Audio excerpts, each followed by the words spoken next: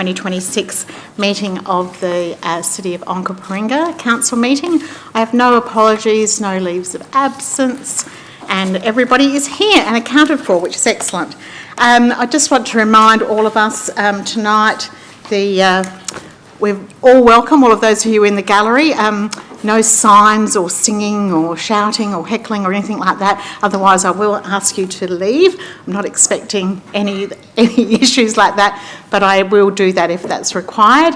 And I'm really pleased that you can be here tonight and join us for this meeting. And I'll ask the members of the council just to introduce themselves just by checking their microphones and saying their name. And we will start over here. Thank you. Councillor Graves for Knox Ward. Councillor Jeff Eaton, Thalassa Ward. Paul YEOMANS, South Coast. Lauren Dew, South Coast. Marion THEMELIOTIS, Thalassa Ward. Colt Stafford, Knox Ward. Jordan Pritchard, Southern Vales. Good evening, Greta Wilkes, Mid Coast Ward. Mick Fisher, Pimpala. Hello, Kim Davis, Pimpala. Dan Platten, Mid Coast Ward. Marisa Bell, Southern Vales Ward. Thanks everyone, and hopefully you all now know who everyone is around the table, and I'll invite all of our councillors and if staff want to join us as well to stand for our pledge. We recognise this city's considerable natural and cultural heritage, including thousands of years of traditional ownership by Ghana and the more recent contribution from people either born here who have migrated here. As we meet together, we build on this heritage by respecting and listening to each other, thinking clearly and being receptive to new ideas, speaking honestly and deciding wisely for the current and future well-being of those we serve. Thank you, everyone.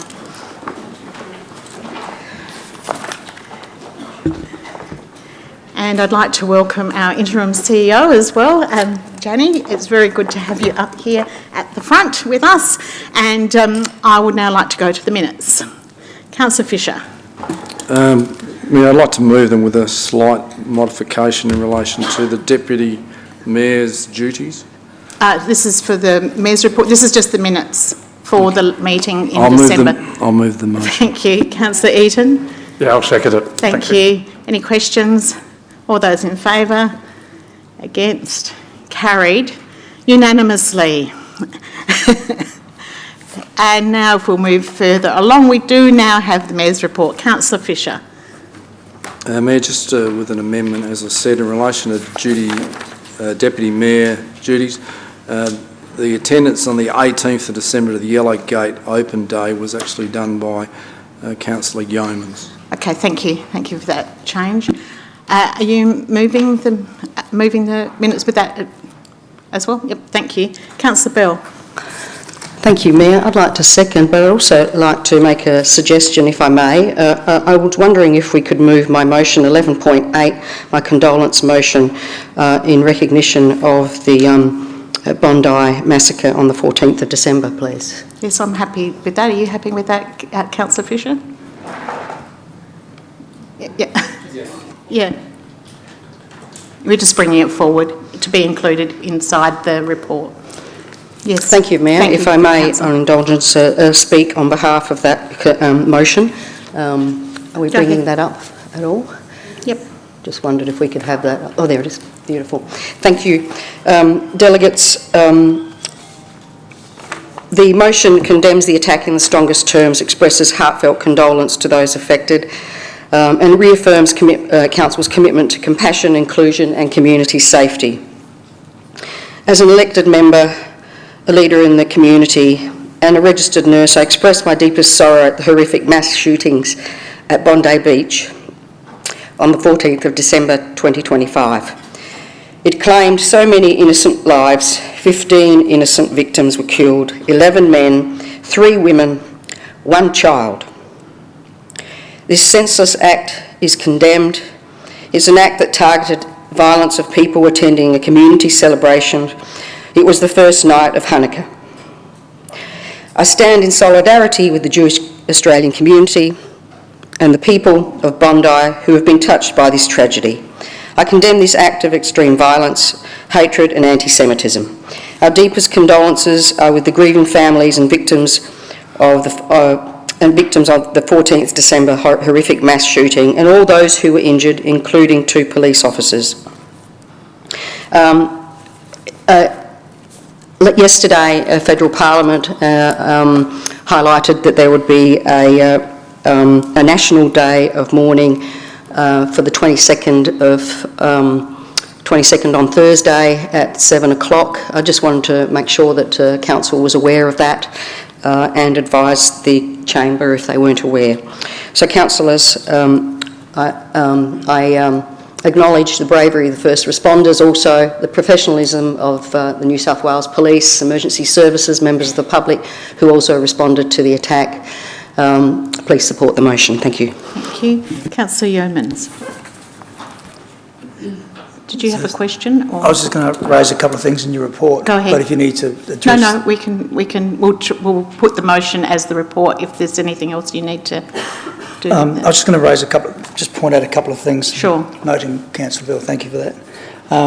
In your report, you reference the CEO's appointment, and you also talk about the Council's role in planning. I just wanted to make it known to the members of the public that there was a media release made in relation to the appointment of the new CEO, which talked about the selection, remuneration, the report from KPMG, and also the recruitment process. And some words that you'd said, Mayor. We ran a very robust and competitive process for this appointment. Our recruitment process was conducted in line with accepted local government standards.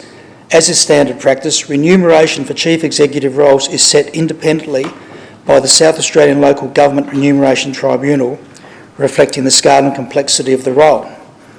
The media release also addressed the investigation that was undertaken by KPMG, which identified issues relating to governance oversight and the interpretation of funding eligibility within a program management office. The review was commissioned to look at work during extraordinary circumstances following 2 severe floods in July 21 and February 22 that led to the declaration of local states of emergency. The media release just goes on briefly. It says KPMG found no evidence of fraud, illegality or conduct warranting referral to police or the Serious Fraud Office, but identified instances where processes and documentation were not followed correctly. The new CEO, Ms Mason, says the Council acknowledged the findings and used them to strengthen systems, oversight and internal controls.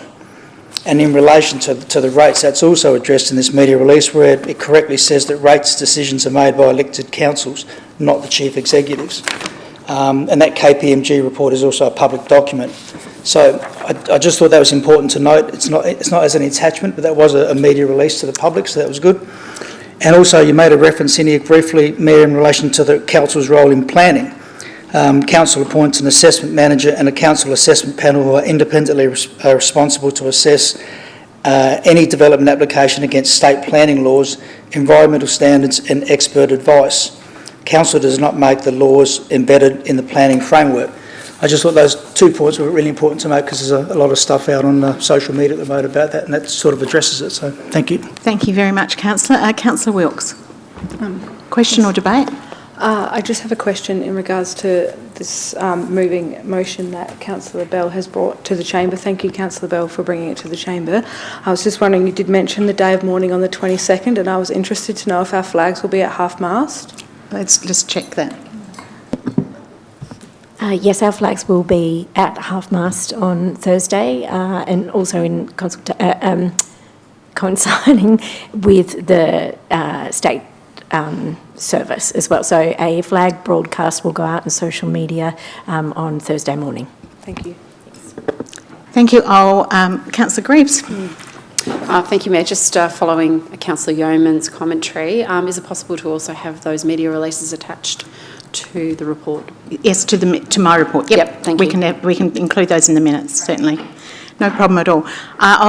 Councillor Fisher, do you wish to close debate? No. We should probably put that in the commission. Can we add that to the media release from the CEO appointment be included as an attachment to my report for the minutes. That's correct? Yep. Thank you.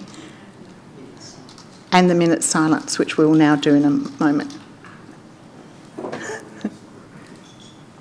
Is that accurate? Can I just check? Yeah, that's in my report. Yeah. Okay, I'll now put the motion. All those in favour? Against? Carried. And I'd like to invite us all to now observe a minute's silence. Keeping in mind, particularly our first responders, there's many people who serve in our community as first responders, and we do have a number of counsellors as well as those victims. Thank you, everyone.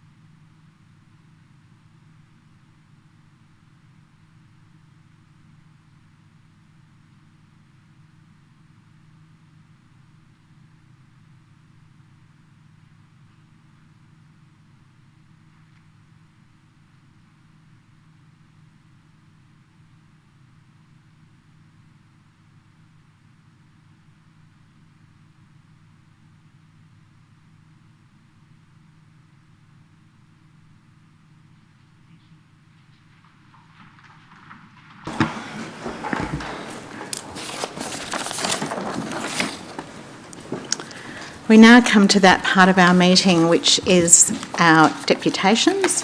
So those of you who are following online or with a digital copy, that's items number 7. I don't believe our first deputy, Helen, is with us. So we'll move on to our second, Megan Hender, if you'd like to come up.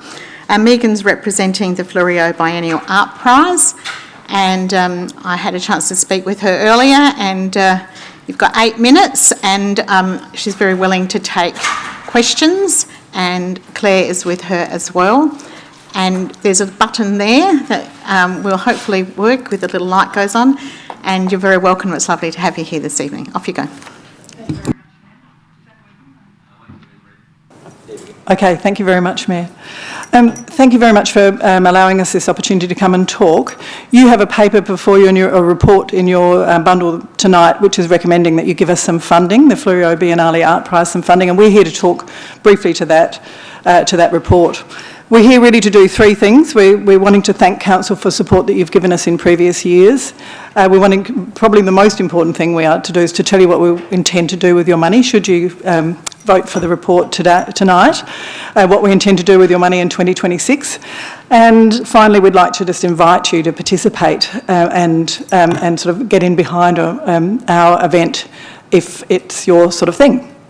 So firstly, can I thank you on behalf of our group for the support that's been given for us for over the years. So our prize has been running for 25 years. It's a biannual prize, but it's been going for 25 years and has been supported by Council on many occasions over that time.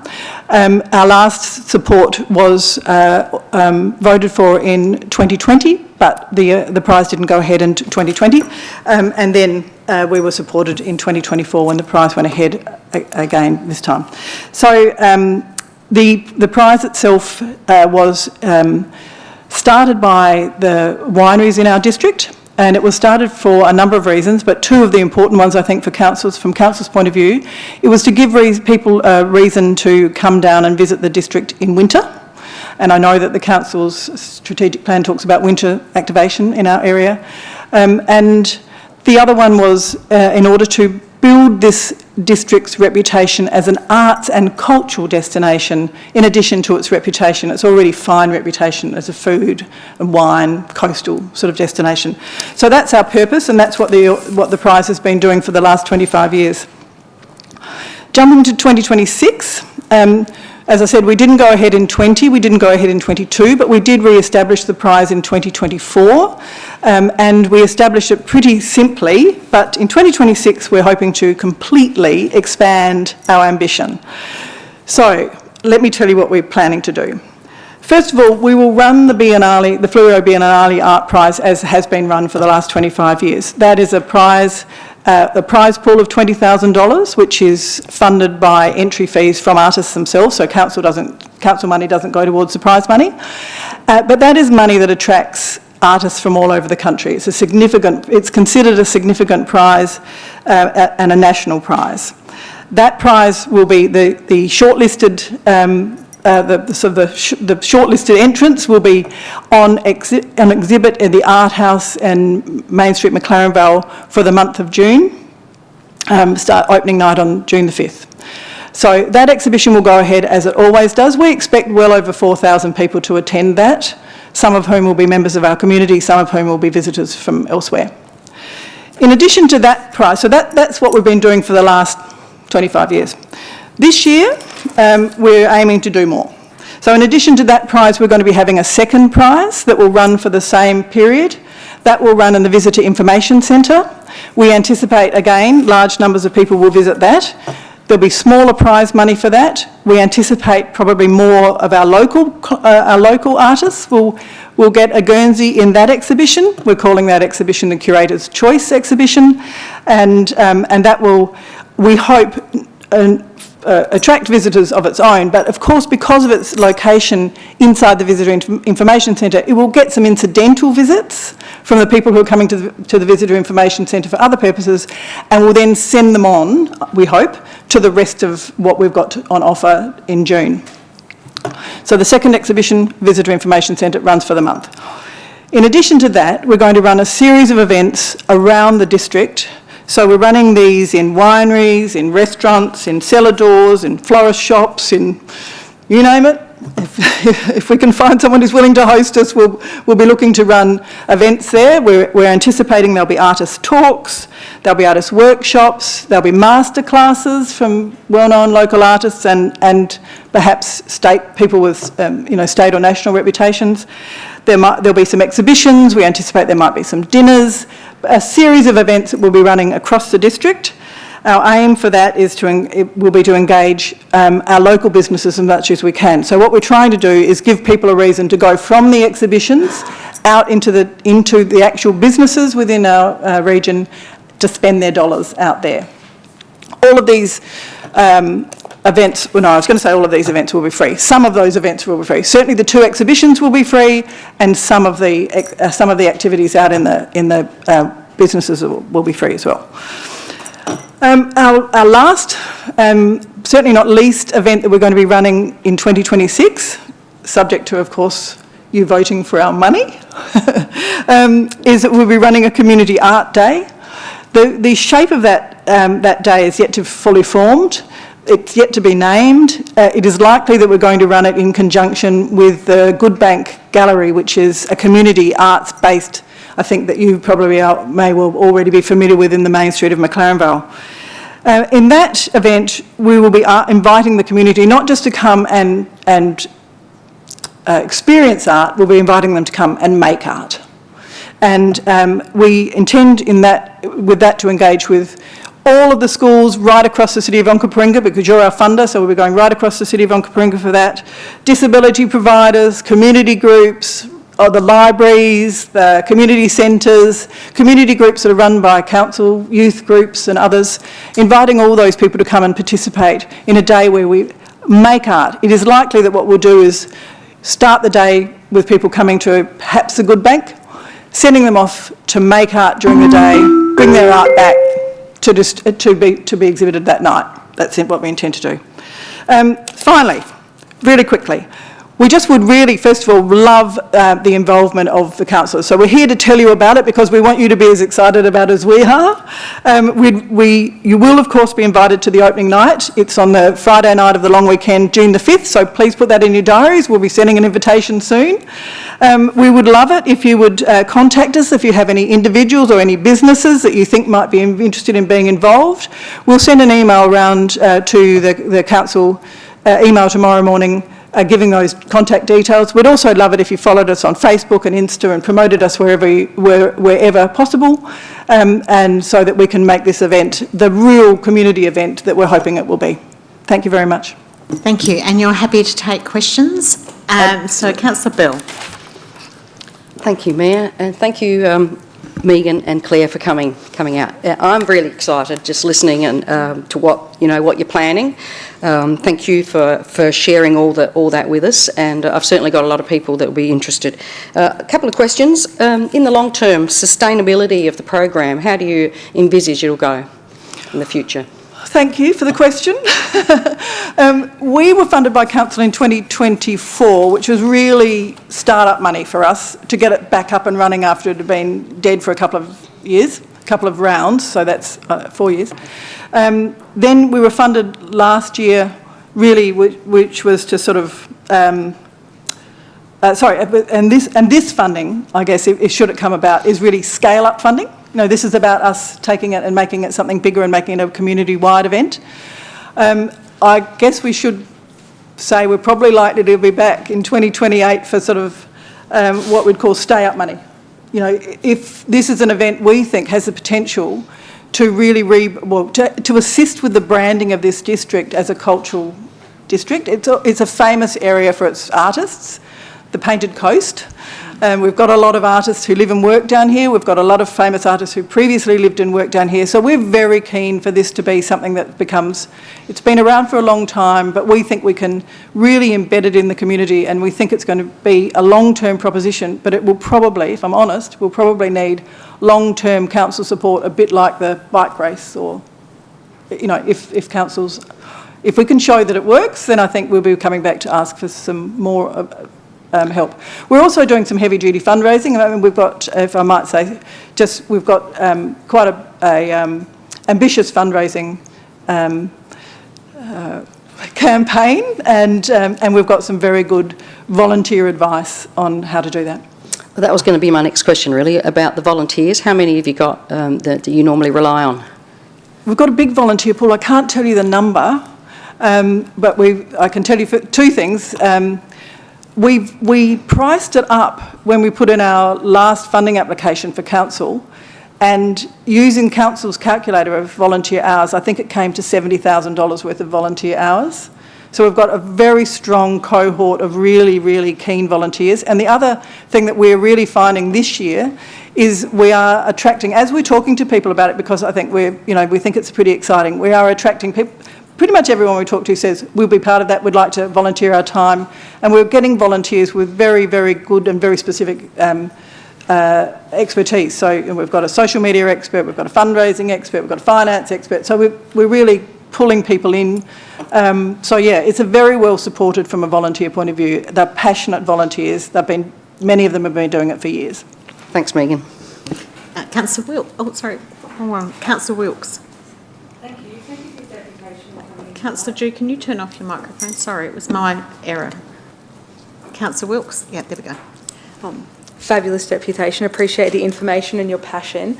Look, I just have two questions. One was about how you found out about the grant, mainly just because it's a new grant. We're doing different sort of processes now, and it seems like the numbers are a little bit down. So I just was wondering, for my own housekeeping, how did you find out about it? Well, we've had you in mind.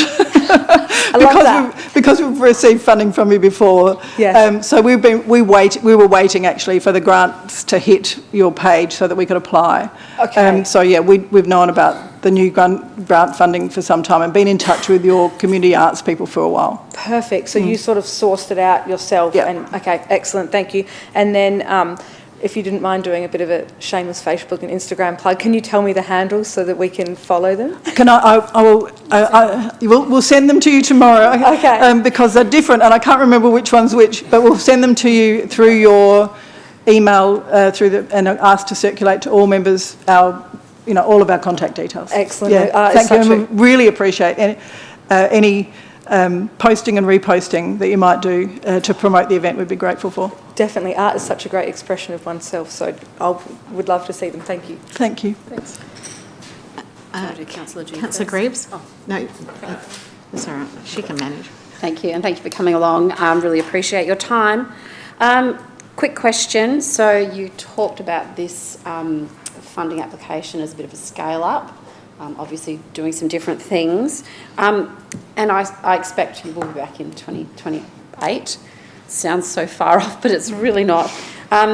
So in terms of looking to the future, how are you actually going to measure the success of this scale-up funding and how effective it's been? Your grant application sort of insists on a number of measures, and we'll be we'll be complying with our grant funding. We count numbers for starters. We also at the exhibitions, and to the extent that we can at the other smaller events, and bear in mind we haven't run these smaller events before, so we're still not quite sure how they work. We also will be counting not just numbers, but asking people if they're staying overnight, or what other businesses that they're attending while they're down here, so that we'll start to build a sort of picture of who's coming. We're really also very keen to, we're counting not just numbers of people who are visiting, but also numbers of artists who are involved. One of the things we're sort of conscious of is that there's a lot of artists who live in this area, but they aren't necessarily well connected in with each other. And one of the things we would like to do is to build a real community amongst the artists. You know, I'm talking long-term ambition here. So we'll also be wanting to count the numbers of artists who participate either as entrants or as, you know, as people giving presentations or involvement. And even the number of entrants is a measure that we anticipate. We had over 350 entrants last year from all over the country. We would love more this year. So those are our measures, I think. Anything else, Claire? Anything? No. Yeah. Thank you. Councillor Dew. Thank you for the deputation. Two questions. One is around sort of thinking about the pipeline of artists coming through Onkaparinga, and if you've considered children and young people and how they might get involved. Yeah, we certainly, in that Community Art Day, that's exactly what that is all about. So we'll be contacting the art teachers in every school. We've been told through council staff that there are some youth groups that the council runs, so we'll be getting in touch with with those people through the council avenues. We're hoping that the libraries will also help us, council libraries will also help us do that. So we very much, particularly that Community Arts Day, we're very keen that we have students involved in that.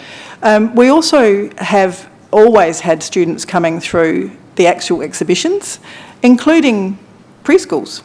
So the woman who runs the art house is very connected into her community, and she has kindergartens and primary schools that she invites to many of her events, including the one that we'll be running in her venue. Wonderful, thank you. And my final question is around how you anticipate acknowledging council's financial support if it does go ahead. So again, the grant application has some pretty clear guidelines on how we do that. So you'll be acknowledged on social media posts. Obviously, you'll be acknowledged on at the events. I think we're often given banners that we put up, that council provides, that we put up that says this is a council event. So we'll be doing everything that we are asked to do. And as I said, we'd love you to attend, and you know, so whenever there's an event where councillors are at, you'll also be acknowledged in that sense, for example, on the opening night. Thank you. And Councillor Platten. Thank you very much, Mayor. I think I had the pleasure of representing the Mayor at the 2024 Biennale. Yeah, and I learnt the word Biennale. And I just, we've got $80,000 in the budget for arts.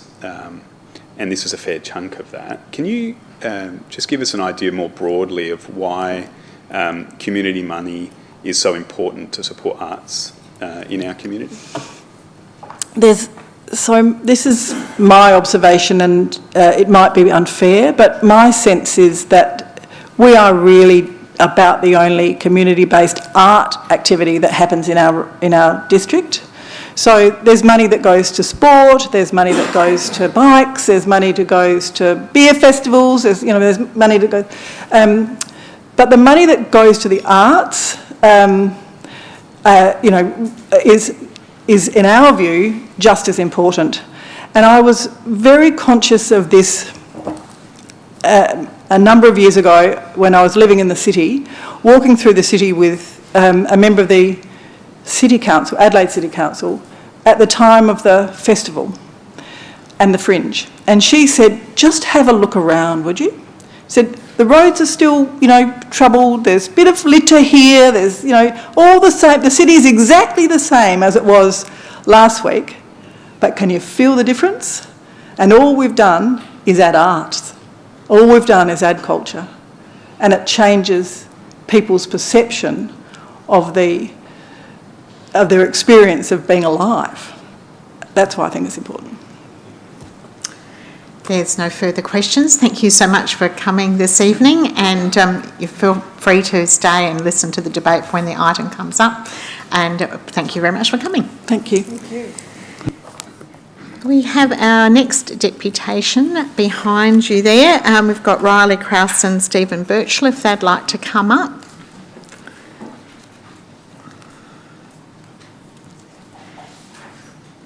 And you've seen the drill, so have a seat, and you've got 8 minutes. You will hear that very annoying bell to remind you you've got 2 minutes to go.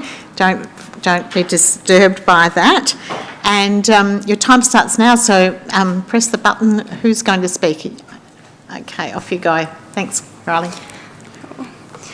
Thank you for the opportunity to speak today. My name is RYLEE. I'm a resident of the city of Onkaparinga, and I'm a mother to a 2-year-old. I'm here today as a concerned parent and community member, asking Council to reconsider the ongoing use of glyphosate in public spaces and to strengthen protections for our community. The impacts of glyphosate on human health are well documented. The science is clear and it cannot be ignored. Discussions around health impacts were discussed last Council meeting on December 9th. I respectfully ask that community experiences also be given appropriate weight alongside that evidence. Like many parents, I take my responsibility to protect my child's health very seriously. We make conscious choices around food, physical activity, and our home environment. It is reasonable to expect that public spaces, especially playgrounds, parks, and reserves, that are designed for children are managed with the same level of care. Over the past 2 months, I've experienced several occasions that reveal serious gaps in how glyphosate is currently used in public spaces across our region. In December, while visiting Wilfred Taylor Reserve in Morphett Vale with my 2-year-old son, glyphosate was sprayed less than 5 metres from us, between the toilet facilities and the playground. When I raised concerns, the spraying continued. Another worker on site told me he was a trainee and was unaware of any minimum distance requirements. In a space designed for children, this raised immediate concerns about training, consistency, and public safety. Following the incident, I contacted Council and was advised that while operators are internally instructed to maintain a 5 to 10 metre buffer from members of the public, there are no enforceable minimum distance requirements. This means community safety relies on internal guidelines that are not always clearly understood or consistently applied. Contractors are hired for local businesses and are spraying unknown chemicals in public areas. For example, actively spraying garden beds that are within busy car parks of Port Noarlunga, where the walkways are thoroughfares. For members of the public, this lack of transparency leaves people unsure of what they have been exposed to and who they can turn to for information. Most concerning of all, my own home, which had been formally registered in November of 2025 as a spray-free zone, was sprayed despite written confirmation, and this was just last week. When a safeguard like this fails, it raises serious questions about how reliably community protections are being implemented more broadly. I am not alone. I speak with parents that have the same concerns. People are turning to not using green spaces for the fear of glyphosate contamination in order to protect their children and own well-being. These experiences are not shared as isolated complaints. Together they demonstrate how easily residents, including young children, can be exposed to glyphosate during normal everyday activities. The broader impact on the community is this. When glyphosate is used in public spaces, residents have no meaningful ability to opt out. Parents cannot reasonably protect their children when spraying occurs without notice, without enforceable buffer zones, and without consistent oversight. The current approach places the burden on residents to notice, question, and respond rather than on systems designed to proactively protect public health. For families, this creates uncertainty and anxiety around using public spaces that should feel safe. I understand that glyphosate is currently approved for use and that Council operates within existing regulatory frameworks. However, permitted does not necessarily mean best practice. It does not always reflect evolving community expectations, particularly when it comes to preventative health and the protection of our future generations. I believe the City of Onkaparinga has the opportunity to lead. Tonight I am asking Council to strengthen and enforce buffer zones and notification practices immediately, actively investigate and trial safer alternatives to weed control, and engage openly with the community about a clear pathway towards phasing out glyphosate. Our children deserve public spaces that are genuinely safe. Our community deserves transparency, accountability and care. Thank you for your time and thank you for listening. Thanks, Riley. Do we have any questions? We don't. Sorry, Councillor Bill. Just one question. Thank you for coming, both of you. So can you tell me, these people that you came across, were they wearing any form of protective equipment, personal protective equipment? I'm good to speak, thank you. No. I'll dial back to when I brought up the local business in Port Noarlunga that was spraying, so they weren't council. This is a really good example, is the practice that they were hired from was a dental practice, and they contacted Safe Work SA, and they spoke to them and said, what are the safety requirements as a business example? And they said they just have to have a wearable backpack. If the glyphosate is in the backpack, it has to be under 15 millilitres, and they have to be using a spray wand, so it's not directly spraying by hand, and that was all that they had to do. So if you know much about glyphosate, it's another word for, I guess, Roundup is the brand, and on the back of that bottle, it states that it's full PP protection, kind of going back to COVID, but even more. Full face hazard, everything. You can't even touch the skin. So if they're not even protecting themselves, they're obviously not thinking about the community.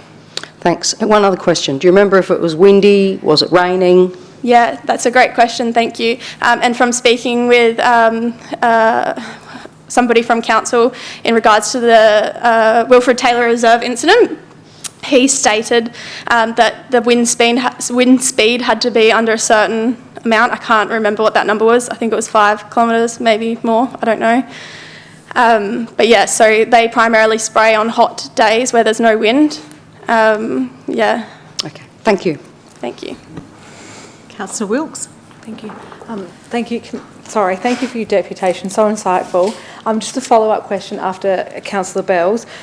At Wilfred Taylor Reserve, did they have signs out or cones or anything that indicated that they were spraying, apart from what the man was sort of wearing? No, good question. No.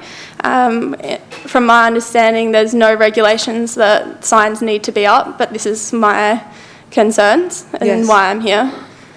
It's not fair that people are spraying toxic chemicals and we don't know what they're spraying or how close they're spraying to us. Yes, well, Councillor Fisher's asked a lot of questions and so have I, and so I'm pretty sure we're supposed to have a sign up to at least notify. You said that you had your house sprayed in November when you're on the no spray register. Sorry, it was sprayed last week, but you put it on there. How did you know it was sprayed, if you don't mind me asking? I was at a work meeting, so I wasn't home, but my partner was home with my son, and he has photo, number plate and company that sprayed, and obviously verbal conversation with the gentleman that sprayed our house when we said, please don't do that. Okay. Yeah, so. And then, sorry, and what date was the Wilfred Taylor Reserve incident? I'll just track back if you give me 1 second, okay. Sorry. Thank you.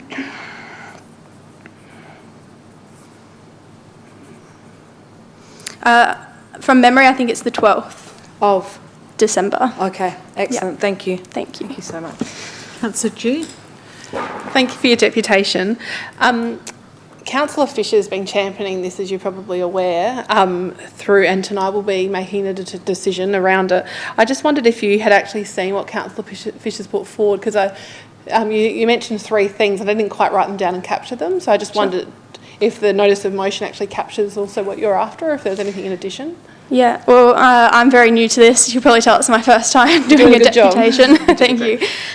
So no, I haven't been made aware. I've verbally spoken to Mr. Fisher. Yeah. But yeah, I can state those 3 now if you need. Amazing. Yeah.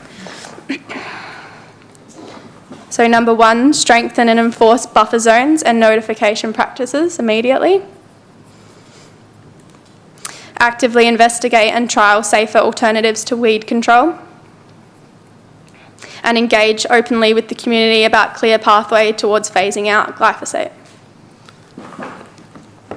Thank you. That's great. The final one there, that's you're suggesting that council educates the broader community that it's not just about council making a decision about phasing out, it's about broader community awareness. Did I get that right? Yes, obviously the end goal as a concerned parent, and we're using toxic chemicals, is to not use them, right? At the end of the day, that's what I'm wishing for. But yes, we need more awareness if that isn't the first starting point. The first starting point would be put a sign up so people are aware and know what they're being exposed to. Thank you. There's no further questions. Thank you both for coming. Really appreciate it. Our next deputation is Shane Ritchie from the RSL at McLaren Vale, and if he'd like, he's no stranger to our chamber and has been a devoted advocate, and so you know that how this works. I just don't know which button. You sit down wherever you like, and I will make the magic happen on the Starship Enterprise up here. Thanks, Cole. There we go, beautiful. All yours. You've got 8 minutes and happy to take questions. Thank you. I'm living in that river in Egypt where I'm in denial. I need these. That's all right. I show your pain. Good evening, Honourable Mayor, councillors, members of staff. I'm here tonight as the President of the Wollonga and Districts Return Services League sub-branch.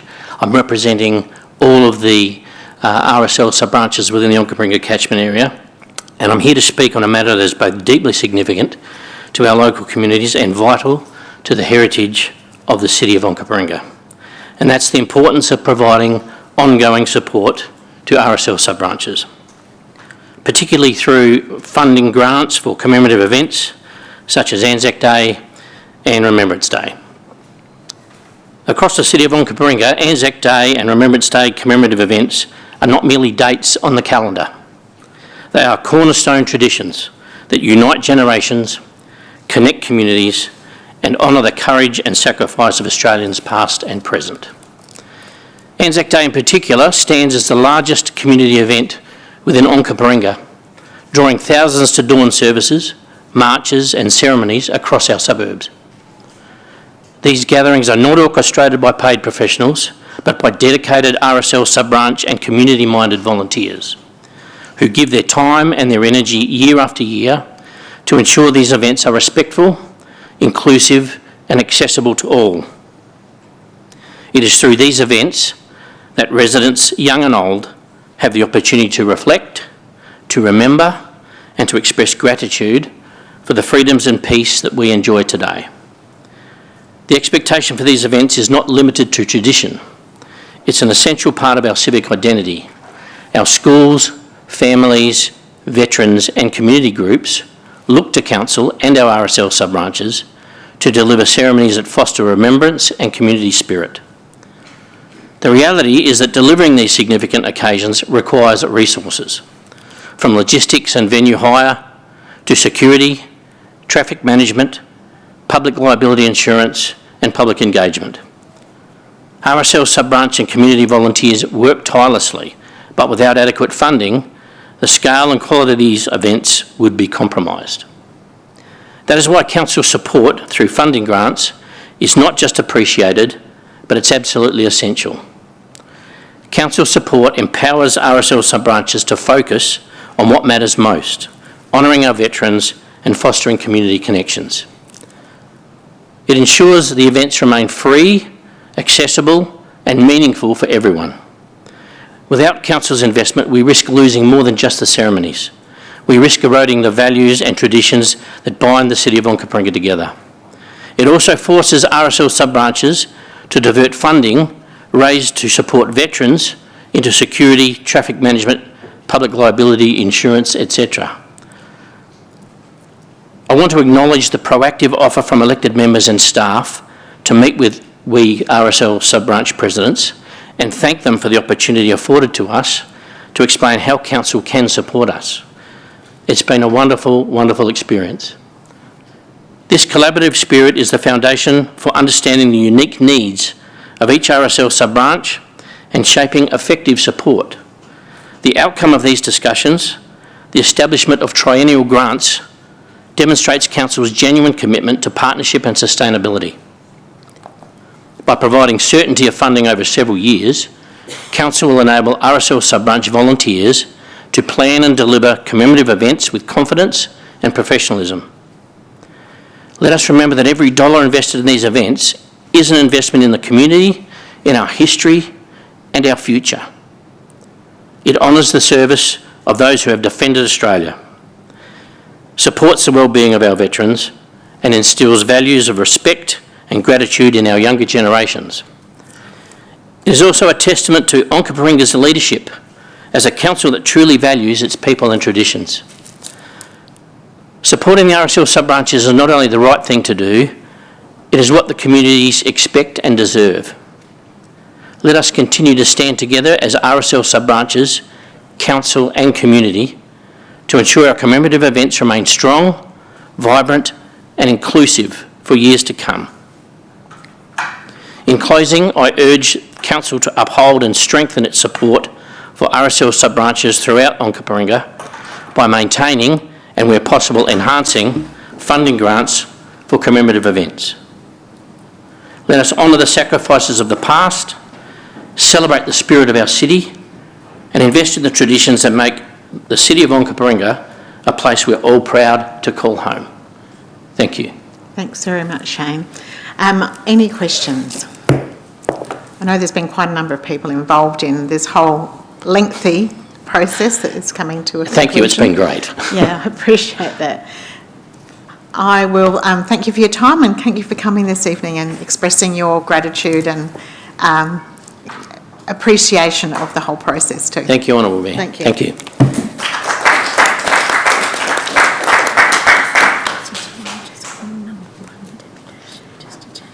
I'm just double checking that our first deputy, Helen Rochford's not here in the... No. So we will continue to move on. Thank you, Councillor Pritchard. Appreciate that. That'll help with the feedback. We're now on item number 8, which is page 15. This is the heart of the meeting where we have the committee reports, and the first report is regarding, and the only one for tonight actually, is the Australia Day Awards. Councillor Fisher. I'll move the motion. Thank you very much. Do you wish to speak to the motion? Councillor Eaton. I'll second it. Nothing to say. Thank you. Councillor Wilkes, a question? Yes, I have a couple of questions. I was just wondering how the turnout was this year for this award. I think it was in the report, but is there anyone who can answer that No, it didn't off the have- top of their head? Because I can't remember off the top of my head. Oh, thank you. We do have someone who can answer that question. There was no numbers in there. No, I my did look. memory doesn't serve me well, I'm sorry. No. Go ahead. Okay. Through the chair, I couldn't say offhand the exact number, but it was similar to the numbers from last year, but I can certainly provide numbers once I've had a chance to review. Okay, awesome. Thank you so much. Notice. And then is it, I know this doesn't sort of mean anything, but only from sort of the community's knowledge, do we give awards out to the same people and whatnot? Can someone be given the same award twice? I'll pass this on to Katrina. Through the chair, we do have a procedure, and it's also noted on the nomination form. If an event or a person has won an award, I think it's 3 times, then they go into a Hall of Fame and then they can no longer win that award. So we do provide that opportunity for others to be awarded. Awesome, similar to our business awards. Thank you so much. Thank you. I'll put the, Councillor Fisher, do you wish to close?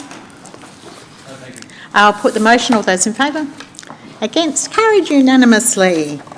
There we go. Okay, we're now up to the section of our meeting which are the reports from officers, and we have a presentation for item 9.1, which is our draft reconciliation plan, which is called Innovate, and I'll invite Paul Wright to present first, and then I'll put the motion. Go ahead. Thank you. Through the chair. Good evening, members, and good evening to our gallery attendees today. For the gallery benefit, my name is Paul Wright. I'm the Manager of Community Capacity here at the City of Onkaparinga. Today it gives me great pleasure to present our draft Innovate Reconciliation Action Plan and seek your approval to commence community engagement on our draft plan. Before I get started with the presentation, I just want to start by acknowledging that the land we gather on today is Kaurna land, always was and always will be Kaurna land. I acknowledge the Kaurna Nation and its people as the traditional owners and custodians of this land in the area now known as the City of Onkaparinga. I pay our collective respects to elders past and present for the thousands of years of care and love for this land, and recognise those that walk alongside us now and into the future.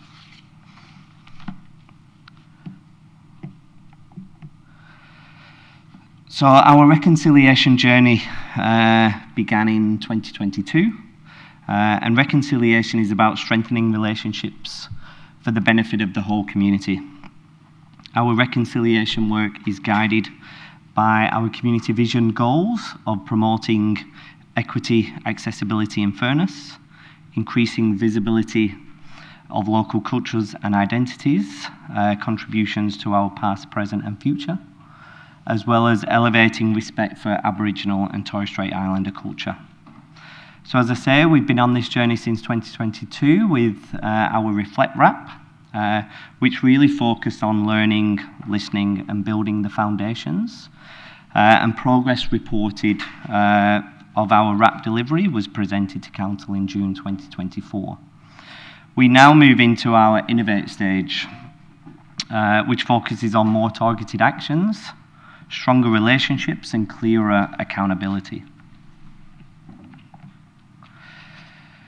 Our Innovate RAP includes artwork by Aboriginal Contemporary Arts based in Aldinga, and we thank artist Alan Sumner, a proud descendant from the Nurrunjeri, Kaurna and Yankunytjeri peoples of SA, for the artwork that brings vibrancy to our RAP.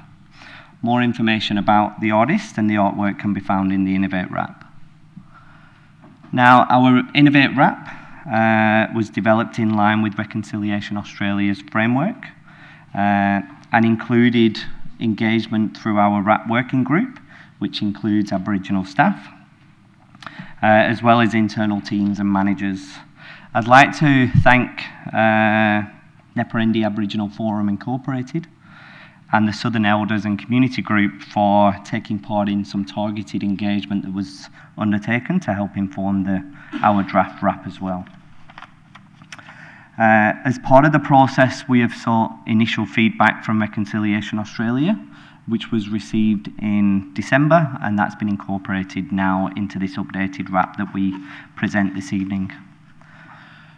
Through this Innovate RAP, we've strengthened truth-telling deliverables under the respect theme, stronger actions to support First Nation staff through the development of the Onkaparinga Culture, Healing, Resilience and Empowerment Network, as well as the alignment of actions with closing the gap targets. While expectations and requirements by Reconciliation Australia do not require wider consultation than already undertaken, community feedback on our draft RAP will help ensure actions are grounded in lived experience. It will also ensure commitments are meaningful and locally relevant, as well as providing transparency and trust. Through this engagement, community can influence how actions are delivered, priorities, language and accessibility, and how progress is shared and what success looks like. Subject to Council's decision this evening, the next steps will include community consultation in February and March, where we will then consider the feedback received before presenting a final draft RAP to Council for approval in May this year. Through this process, we'll also be engaging with Reconciliation Australia to hopefully have a more efficient process of them endorsing our final draft RAP in May. And subject to that final endorsement, there may be an opportunity to formally launch our Innovate RAP during Reconciliation Week, which occurs shortly after the May Council meeting. Thank you. Thank you very much. I am now Councillor Wilkes. Oh, no, I'm just looking to move the motion. Yes, I didn't know if we were going to questions. Yes, please. Can I please move the motion as written? Yes. Do you wish to speak to the motion? Yes, please. Go ahead. Just briefly. Look, I definitely support this next stage, the innovative RAP, after we've implemented the reflect stage. Thank you, Paul, for your presentation, and it was all beautifully written in the report as well. I definitely welcome the strength and definitely welcome the inclusion and strengthening of truth-telling with the explicit deliverables and the distinct focus. I think truth-telling is something that was a really great thing to see that come out as more of an action rather than just a, I just thought that was great how that inclusion was there. I wanted to show gratitude and appreciation for Alice Sumner's outstanding artwork. I thought it was absolutely beautiful, called Weaving Onkaparinga. The piece had beautiful context and meaning, and I love how we've included that at the end of the RAP. I think that's really beneficial for our community. And then I wish you all the best with the engagement. Thank you. Councillor Themilotis. Happy to second. Do you wish to speak to the motion? Councillor Dew. I just had one quick question or comment. Go ahead. A comment, a question or debate? Let's just go debate. Go ahead. It's maybe a comment. I don't need a response. When I read it, I reflected back to an opportunity that we had as a chamber, which was to go out to Selix and around Aldinga to hear Kaurna perspective as a new elected member group. And it was in relation to the connection to Button Road and the wash pool. But I do wonder if it's important that EMs also have the opportunity, given there'll be a new group of elected members at the end of the year, or maybe some will stay on, that it may be of benefit for them to build connection with Kaurna and to understand from Kaurna perspective place and community. And so I wondered if that could potentially be weaved in. But I can also add comment through your say too. You can. The consultation period, I will take that as a question on, not as a comment on notice. Councillor Bell. Oh, that's me. Yep. I beg your pardon. It was and always Thank you, Mayor. I too would like to speak in support of the motion and congratulate the staff and all the community groups, Neparendi, Reconciliation Australia, and of course Alan Sumner for the amazing, beautiful work. As a health worker and as an elected member, really wonderful to see this happening. I think it's very much in line with our community plan. In terms of all the themes, I think it meets the community livability, leadership and environment. As a nurse, it's really important for me to uphold principles related to First Nations people, ensuring that they're supported and ensured cultural safety, recognising the power imbalances that they endure, acknowledge history and partnering with the individuals and advocating for access to services. And to quote from the Mayor's messages in the reconciliation draft, we commit to continuing listening, strengthening partnership, supporting cultural expression, co-creating places and opportunities with empowered Aboriginal and Torres Strait Islanders peoples. Congratulations. Thank you. Councillor Greaves. Thank you, and thank you for the report. Number one, I love the artwork. Beautiful colours. I was just having a quick look through to see if I could see something that I recollect reading about the consultation. It seems quite often when we do go and consult with our community, particularly around our Aboriginal community, it is the same people that we are consulting all the time. we've got 1.7% of our population is identified. That would mean that there are a lot of people in our community that just simply never engage. And I'm wondering how we can actually take things further and actually get down to those individuals who don't necessarily engage on a day-to-day basis through NEPA or other organisations. Do you want to take that on notice, or do you want to speak to that? I can speak to that. Go ahead. Through the Chair, I think that's an important aspect for consideration here as we progress into consultation of how we can ensure a more broader range of voices through not just this engagement but all of our engagements, and into the future, these future work in terms of our engagement review and how we might be able to improve those opportunities. One of the key aspects that we're considering and will deliver through this engagement is ensuring that the engagement is really accessible for all of the community. So not only will we have your say opportunities, but we'll also provide informal connection and feedback through sessions at Neperendi Aboriginal Community Centre and other locations as well, to really get out into community to have a listening opportunity for community to give us feedback.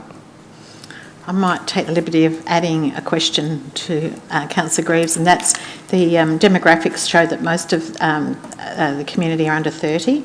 So we have a lot of very, very young people, and I see them turning up at, Takarendi and at community days and talking to lots of children in those places. So no need to respond to this, but an engagement that continues to pick up our youth perspective and the under 18s as well, I think would be very welcome by this chamber, who always has an interest in hearing a range of voices.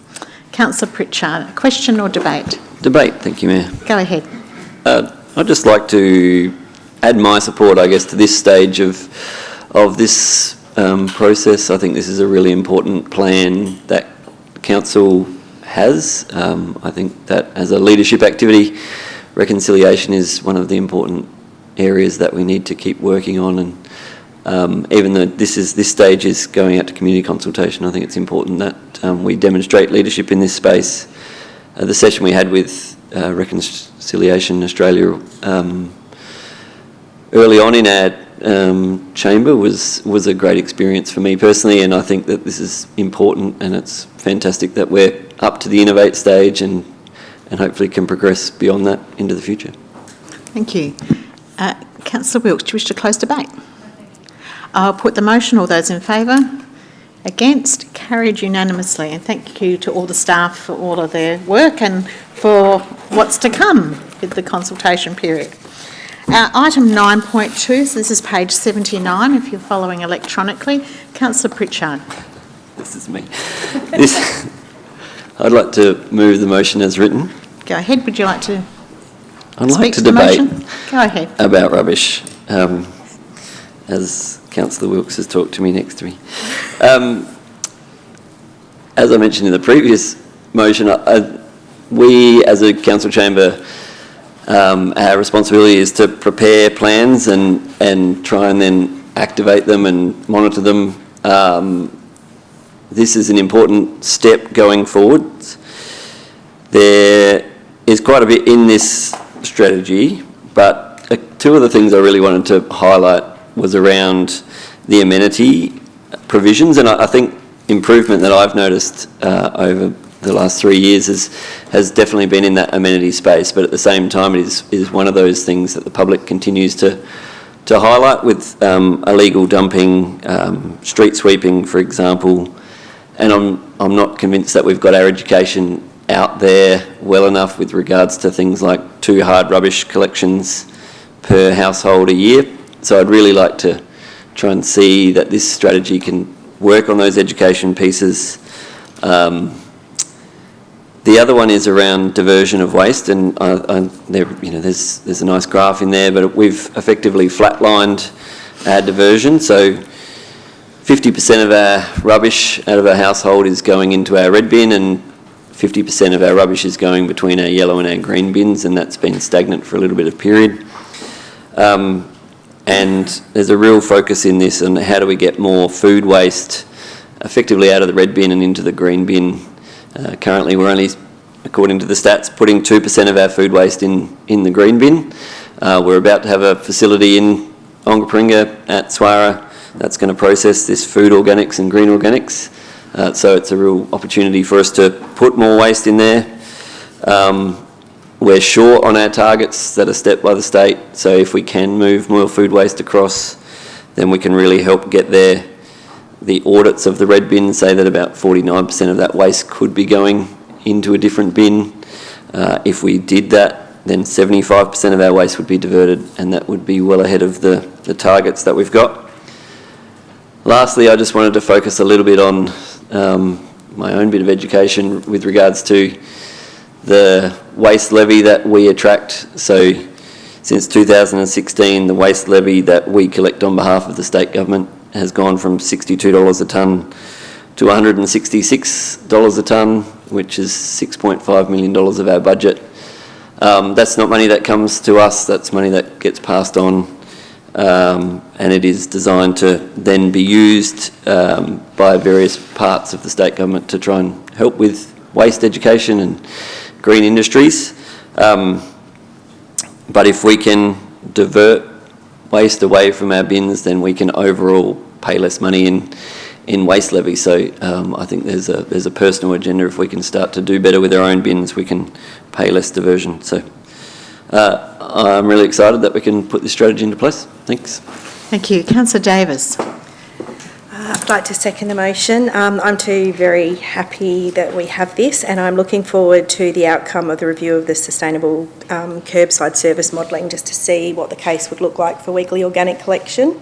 I appreciate and will actively support the trial of the 3 bin systems in some high-profile areas. I'd be interested to see that as well. My personal commitment, you'll be pleased, Councillor Pritchard, is to increase my circular economy understanding, also to increase my diversion rate from that hard rubbish into the organic waste. I think I've got some way to move on there, so hopefully I'll move the numbers for you. We do have our work cut out for you if we're to reach the SA targets, so I think we're very pleased to have this document that's going to help us drive that change. Thank you. Councillor Dew, question or debate? A question, thank you. Thank you for this. It's very thorough, I'll debate. But really go ahead. I think you're debating. I'm going to start the clock. Yeah, start the clock. It's a detailed question, so I'm sorry to be such a pain. On page 93 of the council agenda, Councillor Pritchard referenced the 3 bin collection and diversion. I just wanted to understand, organics has decreased, yet I can't see where the increase has happened across any of the other bins. So are people not using the green bin, or what's the story behind that? Through the chair. So the pattern that we started to see before we transitioned from 4-weekly to fortnightly organics was that waste numbers were dropping overall. So whilst our household numbers were increasing, the amount of waste that those households were generating was decreasing. Same with the composition of the recycling bin. I'm not sure if you've noticed at home, but the actual material weight that you are receiving in the product packaging, whether it be a bottle, whether it be your cardboard boxes, it's getting thinner and thinner and lighter. So we are collecting more services than ever, but the amount per bin that we're collecting is continually decreased in those streams. From an organics perspective, it's really seasonality and how hot it is, how wet it is, which drives the volume in that space. And we really probably haven't had enough time of a fortnightly service to really understand what that trend looks like over long periods. Thank you. So is it a measure that's actually useful, or do you imagine that auditing and other ways of doing things might be more useful in the future? Through the chair, yes, it's definitely a useful figure to use because it really is the only accurate number of sort of the total yearly numbers that say how much is going to the right system. The waste audits that we do every 3 years, we've just completed one. We're about to get a final report of that. It does show that the numbers are still roughly the same, that half of the red bin is still material that should be going to other services, and that's really where the opportunity lies. Sure. Thank you. Councillor Wilkes. Wow, thank you. Just shows your knowledge, Josh. It's incredible. I didn't think about how much weight and less. Anyway, amazing. Look, I just wanted to, again, I made my comments pretty clear about the strategy when it came out for draft, but I just wanted to draw attention to the engagement plan where it does highlight, again, people are still asking for that green waste to be reinstated. So I just wanted to sort of point that out and say that also reflects what I'm hearing in the community as well. So I thought that was interesting that even though this was sort of the waste strategy, we still had some comments in there asking for us to reinstate that green waste token. Thank you. Councillor Fisher. Question without notice, but you might be able to answer it. In the recent audit that we did, I just recall some figures in relation to green bin usage across the city. Are you able to recall those figures? Through the chair, I'd probably prefer to take that question on notice and provide you with the actual collection data that we receive on a fortnightly and monthly basis. And am I right in saying that the report will also, of the last that's just been completed, will have the most up-to-date of that? No, so the collection audit will only give us the snapshot of bins presented for the audit. For the audit. Whilst that will give us an overview of, say, last year's collection data, we can provide more accurate data because we do receive it on an ongoing basis. Okay, so we'll get that on notice. Thank you very much. Councillor Pritchard, just to close. I'll put the motion. All those in favour? Against? Carried unanimously. We are in a very unanimous mood so far this evening. Item 9.3. This is page 161. Councillor Themilotis. Can I ask a question, please? Go ahead. Yes. I just wanted to ask a question. So since the deputation we had at the last council meeting, which raised some serious concerns around our elected member inquiry procedure, has council received any questions or do they have any updates to this particular matter? Through the chair, yes, we have. We sought further legal advice, which basically says that clause 7.3 does not contravene section 99 or section 132A of the Local Government Act.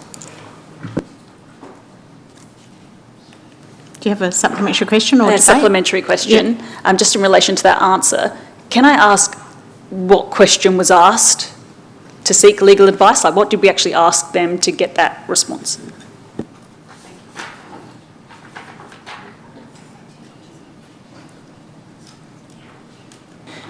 Through the chair, we asked if it did contravene those two parts of the Act.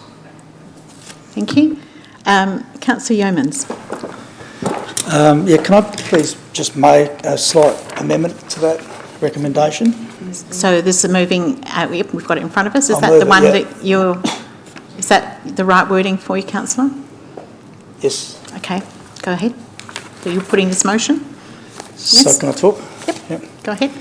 I'm comfortable with most of the policy except with that exception of that paragraph 7.3 that we're talking about. And what we're referring to is where a manager determines that responding to an elected member inquiry would require substantial resources, they will advise the submitting elected member that the matter is better addressed through a notice of motion to council. Essentially, where staff believe responding to a request for information would require substantial resources, we're being asked to seek endorsement from our fellow elected members to have that information, as well as having political clause all over it. It's also potentially hindering what's essentially one of our roles and responsibilities as elected members. At the last council meeting, we heard a deputation from Ms Wenham, who has served 2 terms in this chamber, raising her concerns about this clause in the policy. I must admit that deputation did resonate with me. You may recall a couple of years ago I was required to submit notice of motions and seek your support to get information that related to a current service register, identifying core services of council as a result of residents concerned about the cost to ratepayers where council are undertaking tasks that were not part of the legislative requirements or core functions. And I was also required to put in a nom to seek your support to get information relating to a report outlining the use of consultants in the 22-23 financial year. Again, in response to concerns from residents about excessive use of consultants by council. These are not unrealistic requests for information and all go to compliance with the legislative requirement that we have. which in part, under sections 59, part one of the subsections there, is to keep council's resource allocation, expenditure and activities, and the efficiency and effectiveness of its service delivery under review. Noting the advice we've just heard and we've got before, I'm not suggesting that 7.3 is illegal. What I'm concerned about is that it may have been put in place to either address a resourcing issue within the organisation and/or to manage some behaviour of elected members. Any resourcing issue is the remit of the CEO. A lack of resources should not in any way impact our ability to perform our role as elected members and meet our legislative requirements. Incidentally, I note on page 162 of this report that staff have received just under 2,000 more inquiries at this time of the term compared to the previous chamber, an increase of 43%. We've also received an email on 17th of December advising us that the EM service inquiry was pausing for 3 weeks between the 24th of December to the 12th of January. The world continues to spin during summer holidays. Residents still reach out to us, and it's not the best service to ratepayers that they have to wait for staff to return from their holidays. Again, if there's a resourcing issue, this needs to be addressed by the CEO to ensure elected members are able to get the information they're looking for in a timely manner. And don't forget, the Mayor runs the show. We are the board, we run the CEO, and the CEO runs the staff. Where requests for information are perhaps considered not in the public interest or may be considered superfluous, we have a Mayor to guide us and manage those matters, and we have a Mayor to manage the behaviour of the elected members. I submit that clause 7.3 is not appropriate for this policy. Thank you. Thank you. Councillor Platten, are you seconding the motion? Got a question? No, I'm happy to second it. And speak to the motion? Yeah, speak about it. Okay. So I think I've been subjected to this as well. And my concern here is what is substantial resources? It's always been put to me that it would be better as a nom, but I've never really understood what a substantial resource is. And I think that if you're going to put this in, then you need to have some sort of substantiation of what that is. So, look, I'm really happy to support it and put it to the vote so that at least the chamber confronts it. Thank you. Councillor Themeliotis, question or debate? Question again, and my question is really from the debate we've just had. Can we get some sort of definition of substantive resources? Substantial? Substantial. Yep. Are you happy to? That might be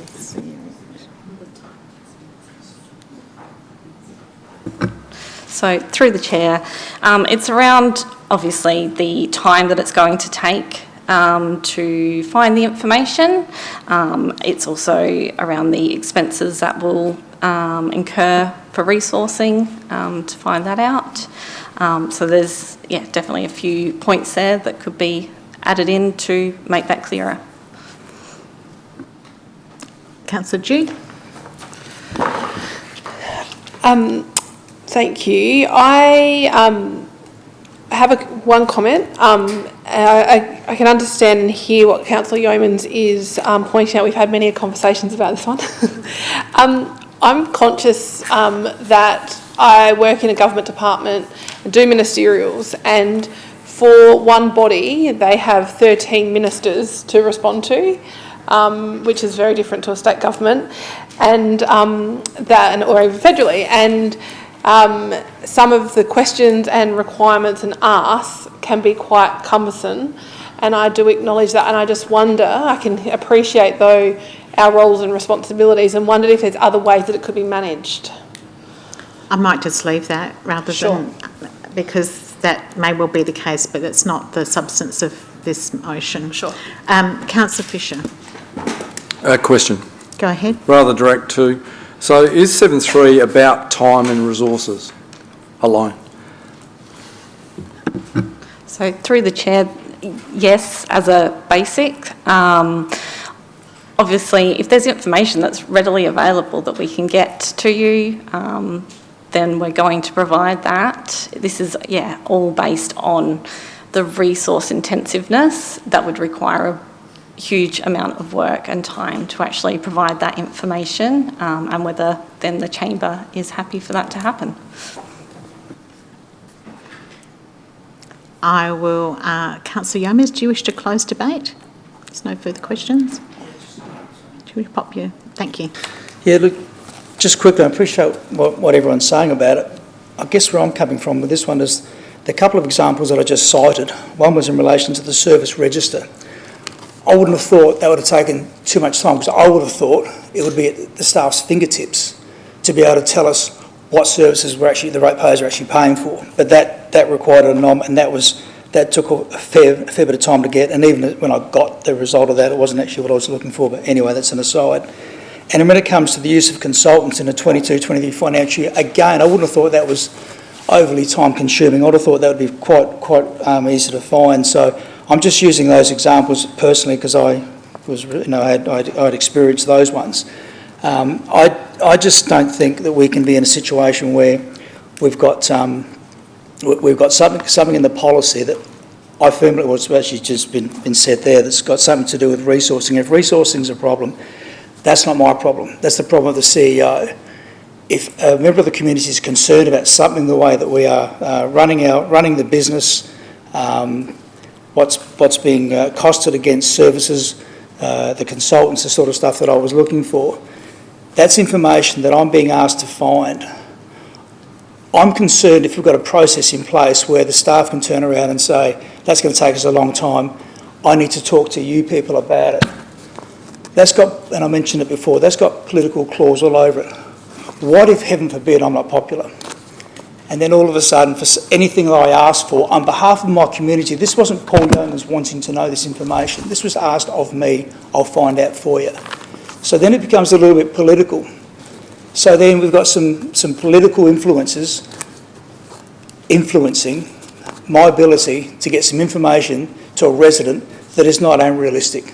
And I think that's a process that we're going down with this, potentially with this policy. So I don't think that clause is appropriate for this policy. I think we've got the mayor in place to deal with and speak to elected members if somebody comes up with something that's completely from left field, not relevant, not in the public interest. That's what we've got the mayor to deal with. But just stuff that might take a little bit of time, albeit the things that I asked for probably shouldn't have taken time, but things that take a little bit of time. I don't think I should come to you and ask for your support for that. That's all. Thank you.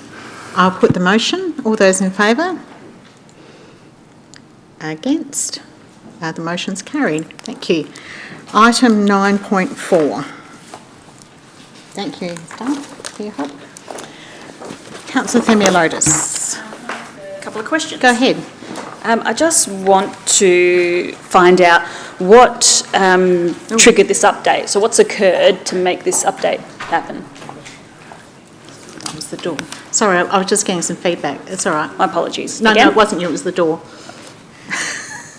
Again? Go again? Okay. Go, please. Can I get some understanding on what has triggered this update? So what's occurred? What's changed? Through the Chair, nothing has changed. These policies were due for a review. So usually when a policy is due for review, it ends up on the schedule. So did this policy end up on Council's schedule and was it workshopped?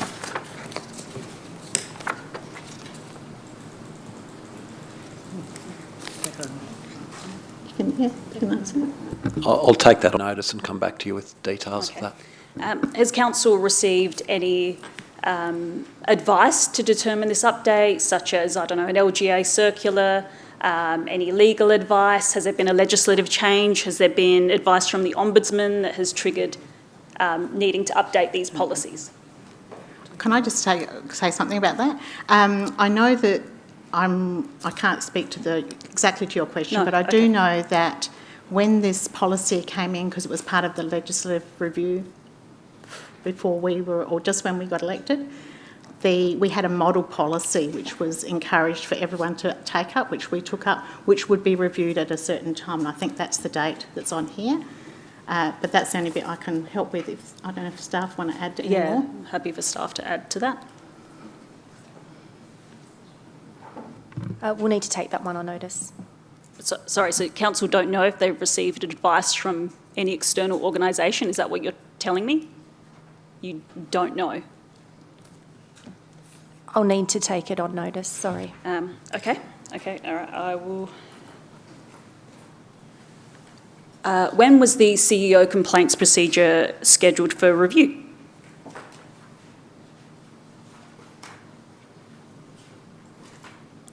Okay, when was the elected member policy, complaints policy scheduled for review?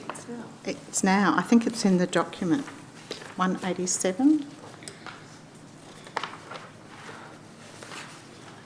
Oh no, that's the approval date. Apologies.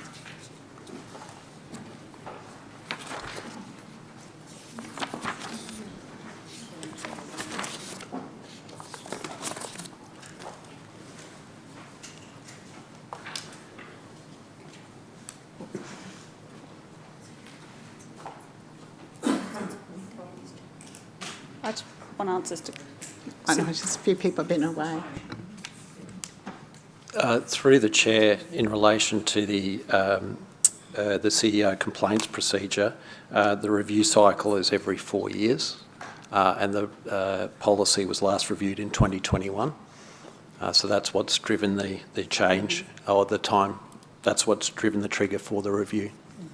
Okay, but we just don't know why it wasn't in the scheduled report that we get. It hasn't actually featured in there. I'll have to take that on notice and come back to you. Okay. Okay.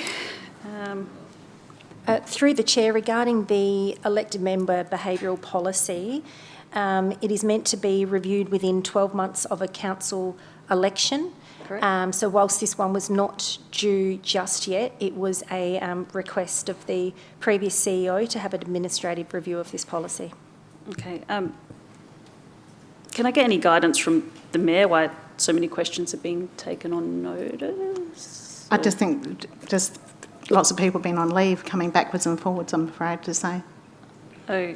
Just to make sure it's clarified. Okay, it's just a bit strange for me. No, that's fair. The whole thing's been a little bit strange. I'm just conscious that we have I'll a sit number. down. I'll take a seat. Okay. Thank Councillor Wilkes. I have no idea. Mine was sort of around why it popped up as well. It's sort of, I've got the report schedule from, I looked at September, October and November. It wasn't written in any of them, especially not the November scheduled for December, and then the change for the policies have popped up for December, and I was just wondering why as well. Why it has just... I haven't got anything to offer to that. Do you, Cameron? Okay. Through the chair, Jade Bird, the Director of Corporate, is the person that tasked me with making the changes. I was advised of the changes to be made. Admittedly, I don't have the detail to explain the why behind it, but that's why we need to take this on notice. Okay. Yeah. Between the two policies, there's not a strong alignment of reporting. So we've got one policy for the CEO where they report to the Mayor, and then in the other policy, so the Chief Executive, there seems to be a line, in the case of perceived or actual conflict of interest of the Mayor, the complaint must be addressed to the Deputy Mayor. And I was just wondering why it's so particular that the Mayor is in there. Obviously, the Mayor was elected by the people, but the Deputy Mayor was elected by the Chamber, so I was just wondering why they have been suggested to be the one to take a complaint about the CEO. For the same reasons, through the chair, for the same reasons, I will need to take that on notice to get the exact reasons. I did complete the report, but was under instructions about what to include and for it to be the Deputy Mayor. Okay. All right. Councillor Greaves. Thank you, Mayor. Given the degree of consternation about people not being in the room to answer questions, can I suggest I'd like to put forward a formal motion that this item be deferred until such time as the Director is available, and/or we can have a workshop. Sure. We'll just get that up on the screen, and then you can check if that's what you wanted to say.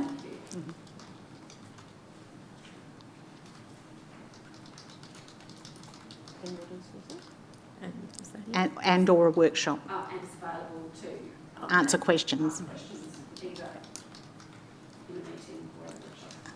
Answer questions either in a meeting or workshop.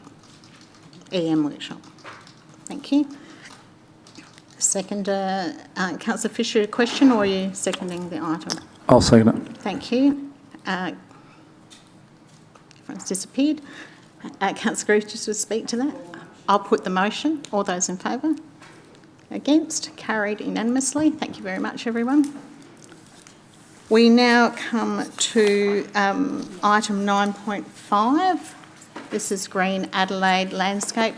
Councillor Bell, conflict of interest? Thanks, Mayor. Yes, I just wish to declare a conflict of interest. I'm the Labor candidate for Hyson at the upcoming state election on March 21st, and I'd like to stay in the room. I'm an elected member for the City of Onkaparinga and have a responsibility to represent the interests of the community. I receive no benefit or detriment, direct or indirect, personal or pecuniary, from considering this matter. As indicated, I'll stay and vote. Thank you. Sorry. Councillor Wilkes. Are you moving the motion? Yes, please. Thank you. I'm just Do you wish to reading my speak to the notes as motion? well. Look, briefly, I will speak to the motion. I have no doubt that both of our landscape boards do a wonderful job. I just wanted to highlight again, it can be difficult for Onkaparinga, who has to collect the levy on their rates notice, which makes it look like we have the ability to be able to sort of influence it, and I know we do, but it really is discussions between the levies themselves, the landscape boards themselves and the state government. So just wanted to highlight again that I think it would be great if we could really try and highlight that on our rates notice, because it is something we are collecting. It does look like it is from us, and I just wanted to put that out there. Thank you. Councillor Pritchard. Seconding or speaking? Happy to second, as written. Do you wish to speak to the motion? Yeah, I think it's obviously really important that Council has a great relationship with these landscape boards in the implementation of a number of programs, particularly like the call out in this document around how we can try and advocate for greater roadside weed activities. This is the responsibility of the landscape board, but certainly a challenge for them, and certainly a challenge for Onkaparinga moving forward. So anything we can do in that space would be great. And I think that most of the submissions that all of the submissions we've put in to assist with providing feedback on this document hopefully will strengthen that relationship. Thank you. Councillor Eaton. Yeah, I'll certainly support it, but I would have actually liked some little mention in there in relation to, we talk about the Onkaparinga River, but some discussion in respect to the Sturt River and the monitoring of our waterways, because we've got to try to influence that somehow. And the Sturt River is a perfect example that it collects water from Adelaide Hills, City of Onkaparinga, City of Mitcham, Marion and Holdfast Bay before it goes out to the sea. And it's these waterways that could be contributing to the algal bloom, not necessarily the River Murray system. So there is mention of the Onkaparinga River because of the volume of water, and certainly there's that mention in respect to the River Torrens, because what did we have in the River Torrens 12 months ago? An algal bloom. So it would have been nice to have actually had that, but look, I'll support it. Thank you. Thank you very much. Councillor Wilkes, just to close debate. Yes, I will just briefly. Can you press your button? Sure. Thank you. So yeah, I will highlight the work, and I just wanted to also point out that I think it's great that we've also advocated in there for the prioritisation of statewide cat management. So I know that's close to a lot of people's hearts in this chamber, and I think we've got a deputation coming in next month. So that's on page 230 if you wanted to know where our view is. Thank you. I'll put the motion. All those in favour? Against? Carried unanimously. Item 9.6, which is now page 231. Councillor Eaton. Yes, look, I'll certainly support it. One of the things I would have liked to have been included in there was the community-run Anzac Day events, and Remembrance Day events, because in Thalassa Ward we have 4 events on Anzac Day, but not one of those are run by the RSL. And I raised it at the meeting that we had in November, and I was hoping there might have been some inclusion. I put a informal question on it, but it's going to be treated as an elected member's matter, and I've actually been talking to some of those community members today about the potential for them to apply for a grant. Because in Thalassa Ward, the Flagstaff Hill Scouts put a dawn service together. Then we have the Cherry Gardens Anzac Day service that's put together by the association. Straight after that, we have the Coromandel Valley one that does have some members from Blackwood RSL, and then it's down to Clarendon, which is run by the historical group there. So there is a need to actually support those people as well, and I'll be addressing that later. Thank you. Councillor Wilkes. I would like to second this, please. Do you wish to speak to the motion? Yes, please. Okay. Look, wonderful deputation tonight. I know all of our Anzac Day recipients work so very hard. I think it was absolutely amazing that we had someone come here. There is undeniably no question that any support that we can give these wonderful volunteers and organisers would be a huge benefit to them when they manage such an important community event. I wanted to note that the recommended funding allocations compared to what was requested is a little bit lower. I think there's a couple of $100 discrepancy. Well, there is about a couple of $100 discrepancy, but I'm hoping that the triannual and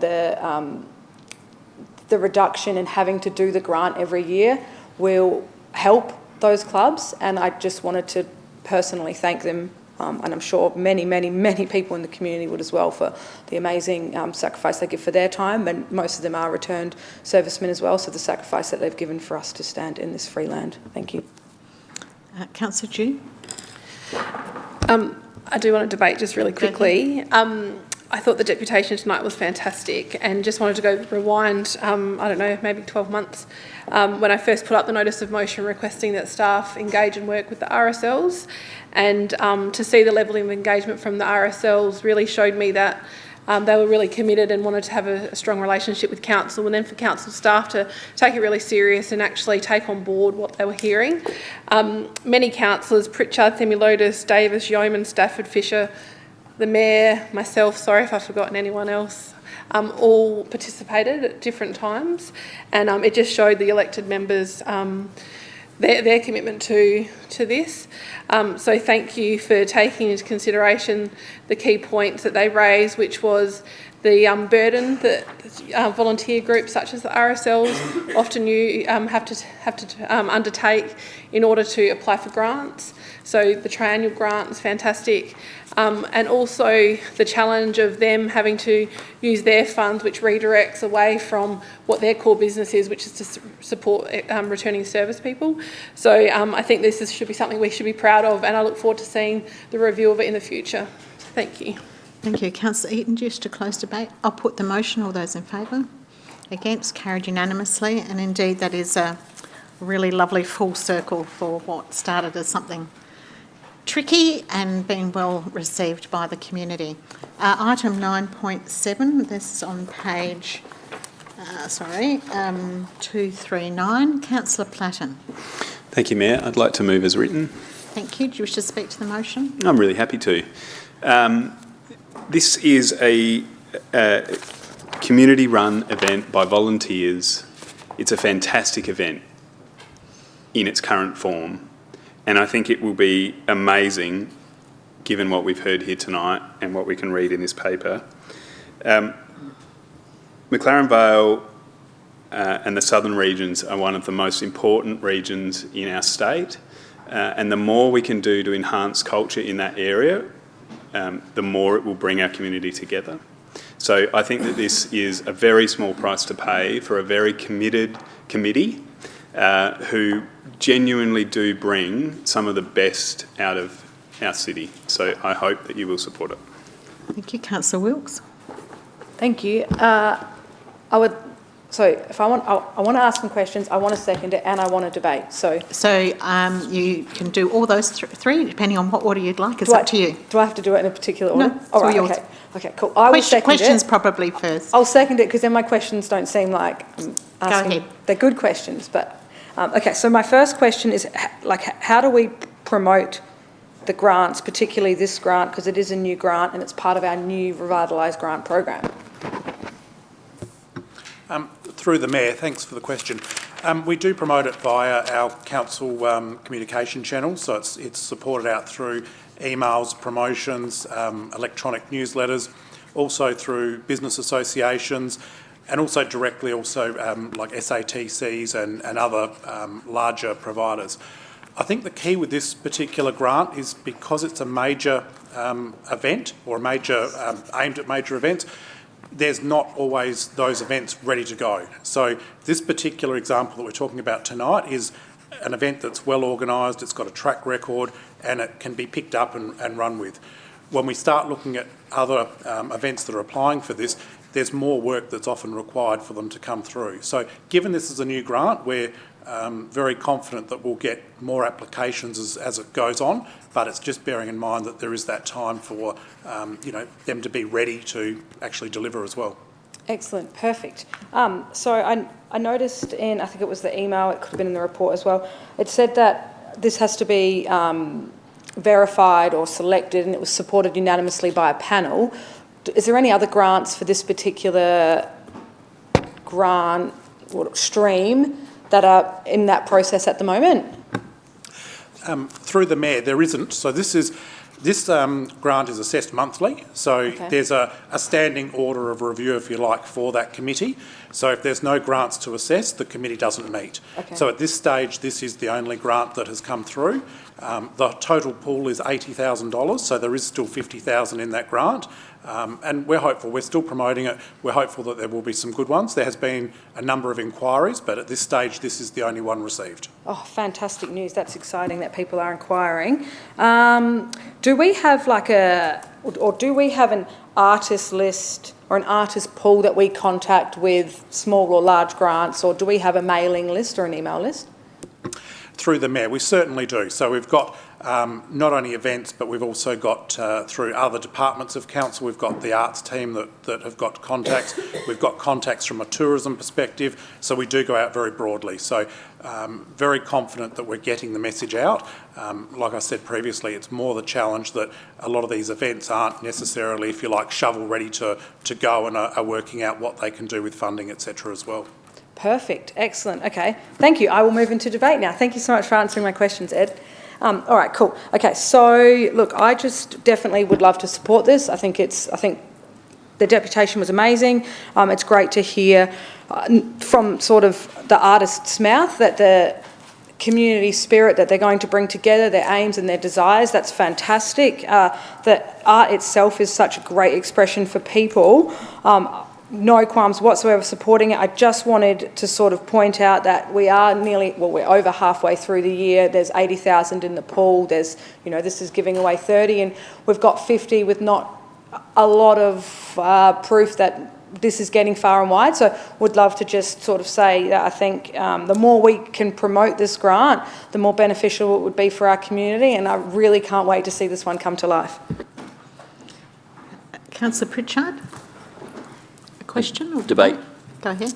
Just to speak in support of this recommendation for funding, I had the privilege of speaking with Megan earlier in the last week about this, and I guess some of the things that came through in her deputation tonight indicated that what I've probably taken for granted around the McLaren Vale and Wollonga region of the arts and culture. I am the liaison for the National Trust at Wollonga and on Sunday went down to Waverley House and saw their Port Wollonga art exhibition, which is just finished, and they're launching their next one next Saturday night, which goes for the next 3 months. This Good Bank attracts a lot of attention in McLaren Vale, and the art house where this is going to be hosted is an amazing venue. And it's a real privilege to have it in the town. And I really think that the points that were raised tonight about how to promote that arts and culture to go along with the food and wine of the region is really important. And I was very excited after talking to Megan about this idea of growing this event as much as possible to try and share it beyond the art house and really take it to the community. So I think this is a very worthwhile application for this destination activation, and I think that that's exactly what it's trying to promote. Thank you, Councillor Bell. Thank you, Mayor. Yes, I just wish to debate and support the motion. I too had to meet, was lucky to meet Megan HENDER a week ago, and she explained the excitement about the ambitious event that they were planning, and so I'm really excited to read the report and obviously see that they strongly meet the grant criteria, and that the committee really believe that they are worthy of it 100%, or if not 200%. And I'm a big supporter of the arts in the region. I'm not an artist in terms of drawing, but I'm a musician, and certainly the arts do change people's lives, change people's perspectives, and improves health and well-being. I think, it's in line with our community vision. It's really exciting, and it would certainly bring incredible tourism opportunity to the region, and I think it would give, just really invigorate the region and bring together community, young and old. Thank you. Councillor Platten, have you got a question? No. You moved it, so you would need to close debate. So I'm just Councillor Fisher. Oh, no? Okay, back to you, Councillor Platten. Thank you, Mayor. I'd like to close with a small debate, if I can. Go ahead. Just to raise that, I certainly feel as a chamber we wanted to see grants used to innovate and grow rather than just sustain. And this is a really good example of that. And the BIENNALE has been going for 24, 25 odd years, and they can see that their vision is to bring community in, to make arts accessible. And I think it's really easy for community members to become siloed or pigeonholed in what they do. They go to the same cafe, they don't ever look at some of the parks, some of the areas, and some of the small businesses that we have. I really liked that they were going to bring the art out into the community, and that's very important to me. So I hope that you all support. Thank you. I'll put the motion. All those in favour? Against? Carried unanimously. We're now up to item 9.8, which is page 245. Councillor Pritchard. I did have an amendment which I sent through to Sue, which is up on the screen. So if I could move as written on the screen.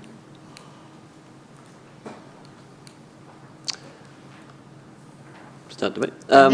Yeah, so obviously we get the reporting schedule, which includes the meeting dates going forwards. Recently we spoke about the setting of the meeting dates, and I think, if I understand correctly, we've delegated that to the CEO. As part of that,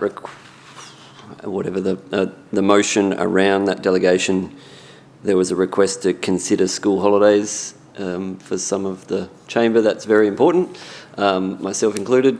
The April meeting is currently to be confirmed, and it's scheduled for the 14th of April, which is in the first week of school holidays. And this just requests that the CEO, if possible, with all of the appropriate legislative requirements around budget consultations and those items, if we can push it to out of the school holidays, which would be the first Tuesday after the school holidays, being the 28th of April.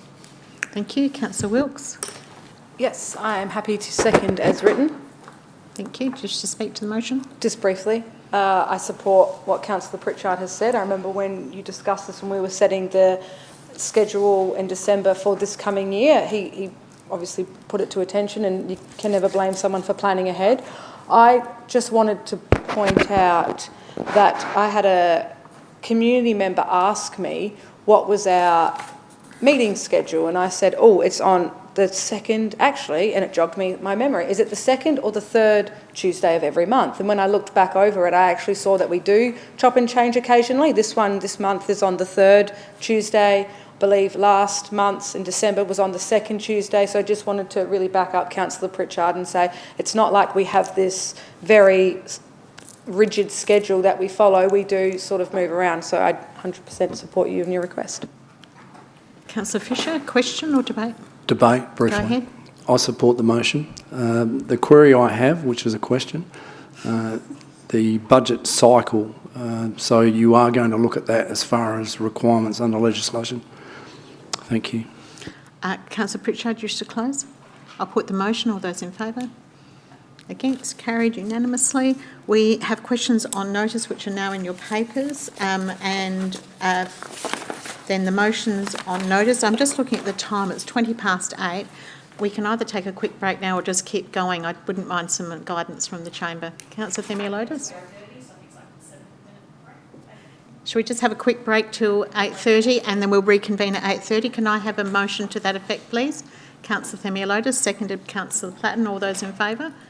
Thank you. I'll ring the bells at 8:30. We have a quorum. If people sit down, that would be great. We can make a start. Ladies and gentlemen, we are starting. If you can resume your seats, please. And if you do need to speak to staff, please take the conversation outside the chamber. Councillor Platten, your item is up. Go ahead. Thank you, Mayor.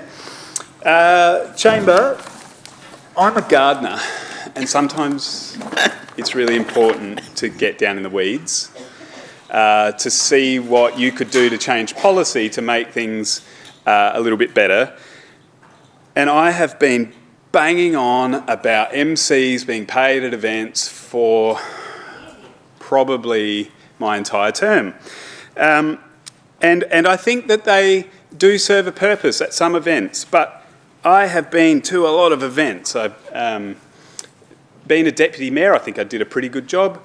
And I attended a lot of events during that time too. And what I noticed was when council staff, who is incredibly capable, we're one of the largest hiring organisations in the south, when council staff, whether that be managers, directors, were the MC, and I cite one that we just went to, which was the Hopgood opening, where acting director Matt Buckle was the MC of the formal part of that.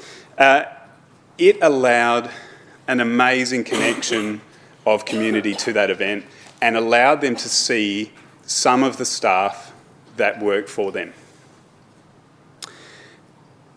It infuriates me when we have amazing community events that are paid for by ratepayers and then we need to get some sort of star in to make it better. And I don't think that that is the case. What I would like to see, I've changed it a little bit. So being one that likes a report rather than making rash decisions, I'd like to consider ceasing the use of paid externally contracted Master of Ceremonies. It's a very big sentence.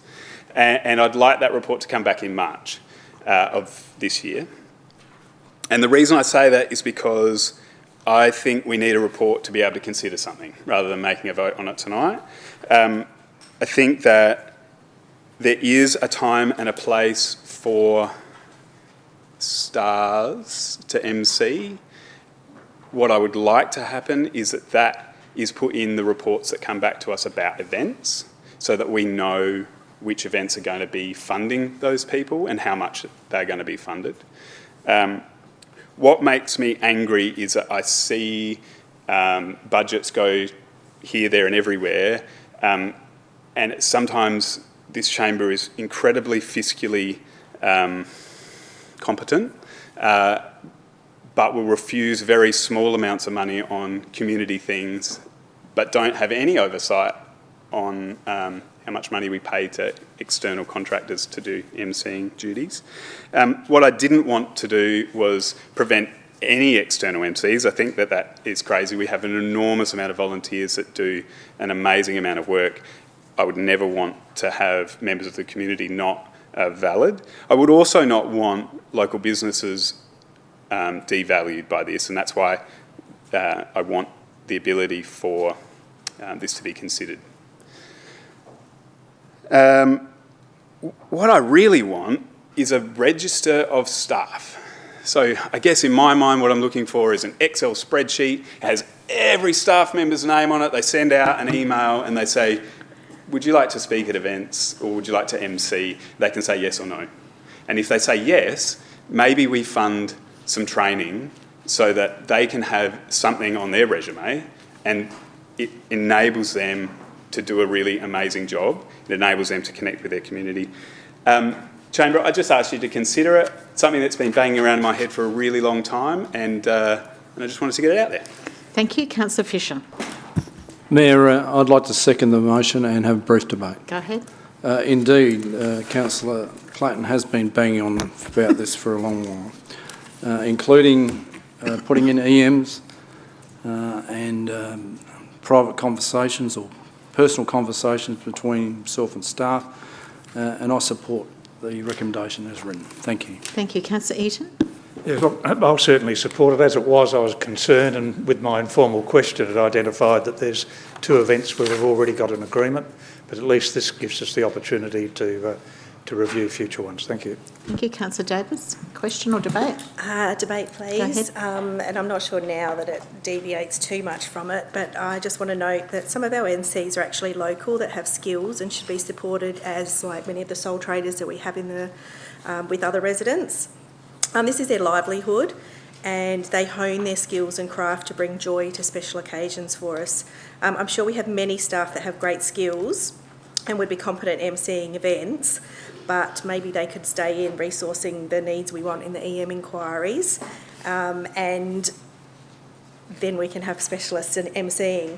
I would not like to see an end to all external MCs. I feel a balance of internal MCs for some events and the opportunity to celebrate and support locals to MC some other events is a good outcome than ceasing all of them. Thank you. Councillor Greaves. Question or debate? Oh, just a quick debate. Look, I'm happy to support this motion. I guess not so much a cautionary tale, but maybe referring to Councillor Davis's debate just then. In the past we have had some pretty big events in the city, and the person that comes to mind that's hosted a couple of them is COSI. Now, somebody as big and as bubbly and vivacious as that, but somebody with a very, very, very big profile brings value not only to the event itself, but it's the follow-on stuff, it's the social media, it's highlighting, what we have in this city. So they're the sorts of things that I think we need to be careful we're not going to exclude. But I'm more than happy for a report to come back, and maybe that's one of the events that is considered beneficial, having somebody external. Thank you. Councillor Platten, do you wish to close debate? Very happy to close debate, Mayor. Go ahead. It's a great example of COSI. And I just wonder whether he lives locally and he's a local business. I'm not sure. It'd be interesting to find out. I think this is a great conversation. I look forward to the March meeting, and I am always happy to put my hand up to be an MC, as I have in the past. I'll put the motion. All those in favour? Against? Carried. We will now go to item 11.2. Councillor Fisher. Go ahead. Thank you, Mayor. A slight amendment seeking the grace of the Chamber to include this, but paragraph 3 is an addition and bumps 4 down 1. Go ahead. So if everyone's had enough time to read it, I'll go into debate. Go ahead. Thank you very much. Look, we heard again tonight the presentations from Kylie and Steve, and originally we go back a month and we spoke with Nick and Lara. I have had many phone calls, emails in relation to the use of and herbicides within our community. And each one of those deputies, or the people of the deputations, talked about their own personal experience. In fact, Kylie tonight identified, RYLEE tonight identified a couple of instances recently where she's had interaction with council/contractors using glyphosate in the community. That particular incident is subject to an EM inquiry as well, and we'll get some results as far as what happened on that occasion. The concerns associated with glyphosate herbicides and pesticides include water contamination, soil health, biodiversity loss, pesticide resistance, human health risks, impact on pollinators, an ecosystem imbalance, and air quality issues. Addressing these concerns often involves exploring alternative weed and pest management strategies that are more environmentally sustainable. My motion seeks to bring back a report to this chamber by the March meeting where we can make further decisions. A couple of those things were highlighted by Councillor Dew with the deputation earlier tonight in relation to training the community in the use of it.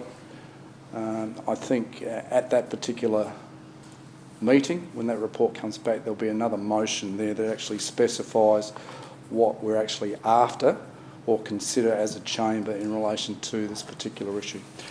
I just ask you all to support the motion for this report to come back to the March meeting. Thank you. Thank you. Councillor Wilkes. I will second the motion, please. Go ahead. Thank you, and thank Deputy Mayor Fisher for bringing this to the chamber. I don't know if we're the same residents, but back in September got a flurry of emails and questions about our pesticides and herbicides use. A lot of them was based around the runoff into our waterways, which I think is another really important aspect of this, and contributions to the algal bloom. Put a lot of questions in to staff and had questions in the October meeting where it highlighted, well, the questions that I put in the October meeting in regards to spraying highlighted we've had over 100 inquiries relating to weed control in the last year alone. So I really commend you for putting this motion together. It's been extremely insightful to have now 4 deputies come to the chamber, last month obviously and this month, both personal and land management uses that they were explained to us, and how it's just affecting just those people. Look, I definitely support the report coming back and cannot emphasise the importance enough that I think that we look into how we can address our weed management use, and think it's really excellent that you've added this point in because it will allow us to investigate councils like the Byron Bay or Byron Shire Council. I know Lara and Nick mentioned it in their deputation.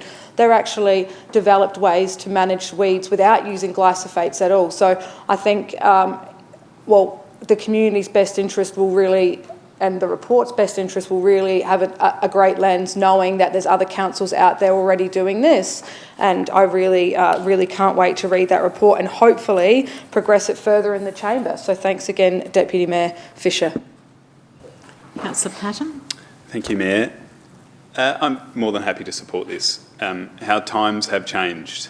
In my last debate, you heard that I'm a gardener, and in a previous life, I studied viticulture.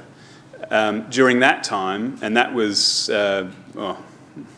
let's not even face it, that was more than a decade ago, it's my recollection that we were taught that you could drink glyphosate and it was perfectly safe.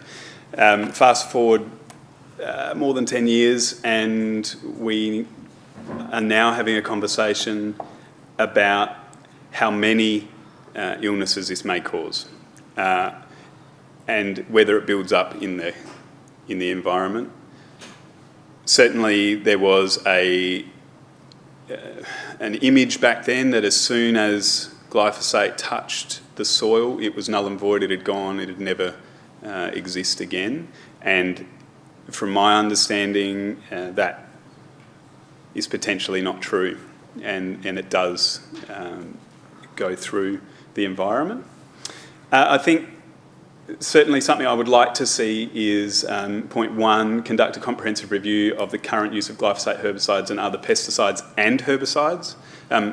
As a council, the largest metropolitan city council, I have no doubt that we alternate between glyphosate herbicides and other herbicides, otherwise you get glyphosate resistance, and I think it would be prudent to make sure that we're putting those in the review as well.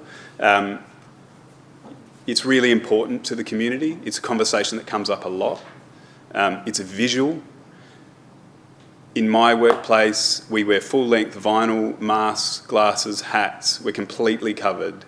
And that makes us a spectacle, which means that we have a conversation about glyphosate a lot. Unfortunately, we work in an environment now, and I have no doubt that council's the same, that has been hiring and built on the use of glyphosate products for such a long time that to unwind that is a really costly process, and it requires an enormous amount of staff. There's so many different ways to control weeds, but at large scale, it's really, really hard. We know we've had e-inquiry after e-inquiry about how the length of weeds this year has been concerning to our community. There's a reason for that. It's because we've had rain at the wrong time, seeds have germinated. So there's steam, there's some foam products made with aloe vera, I think, which that holds the steam. Now these are used in communities. I think Byron Bay uses them certainly on footpaths. I'd be very interested in the report to see how that's going to be used at large scale. Equally, I think I'd really like to see in the report that we don't use glyphosate products around playgrounds. I think kids need to be kept away. We're taught that glyphosate builds up in our body. Whether that's true or not, I'd like to see. And we need to provide, I think, the community with some understanding of where we use glyphosate products. There's enough concern out there that I think it's warranted to be really open and transparent with the community, and then they can make their own choices whether they feel safe or not in those environments. Thank you. Councillor Pritchard, question or debate? That's a question. Go ahead. I'm concerned because in my head I'm visualising a comprehensive report as being a pretty detailed plan, and I think there's a lot to this motion in terms of what is going to be included in it. And so my concern is around the meeting of the March 2026 date in the, so I'm wondering if there's... Want to seek some advice on that? Yes, if there's... Darryl, can you help us with that?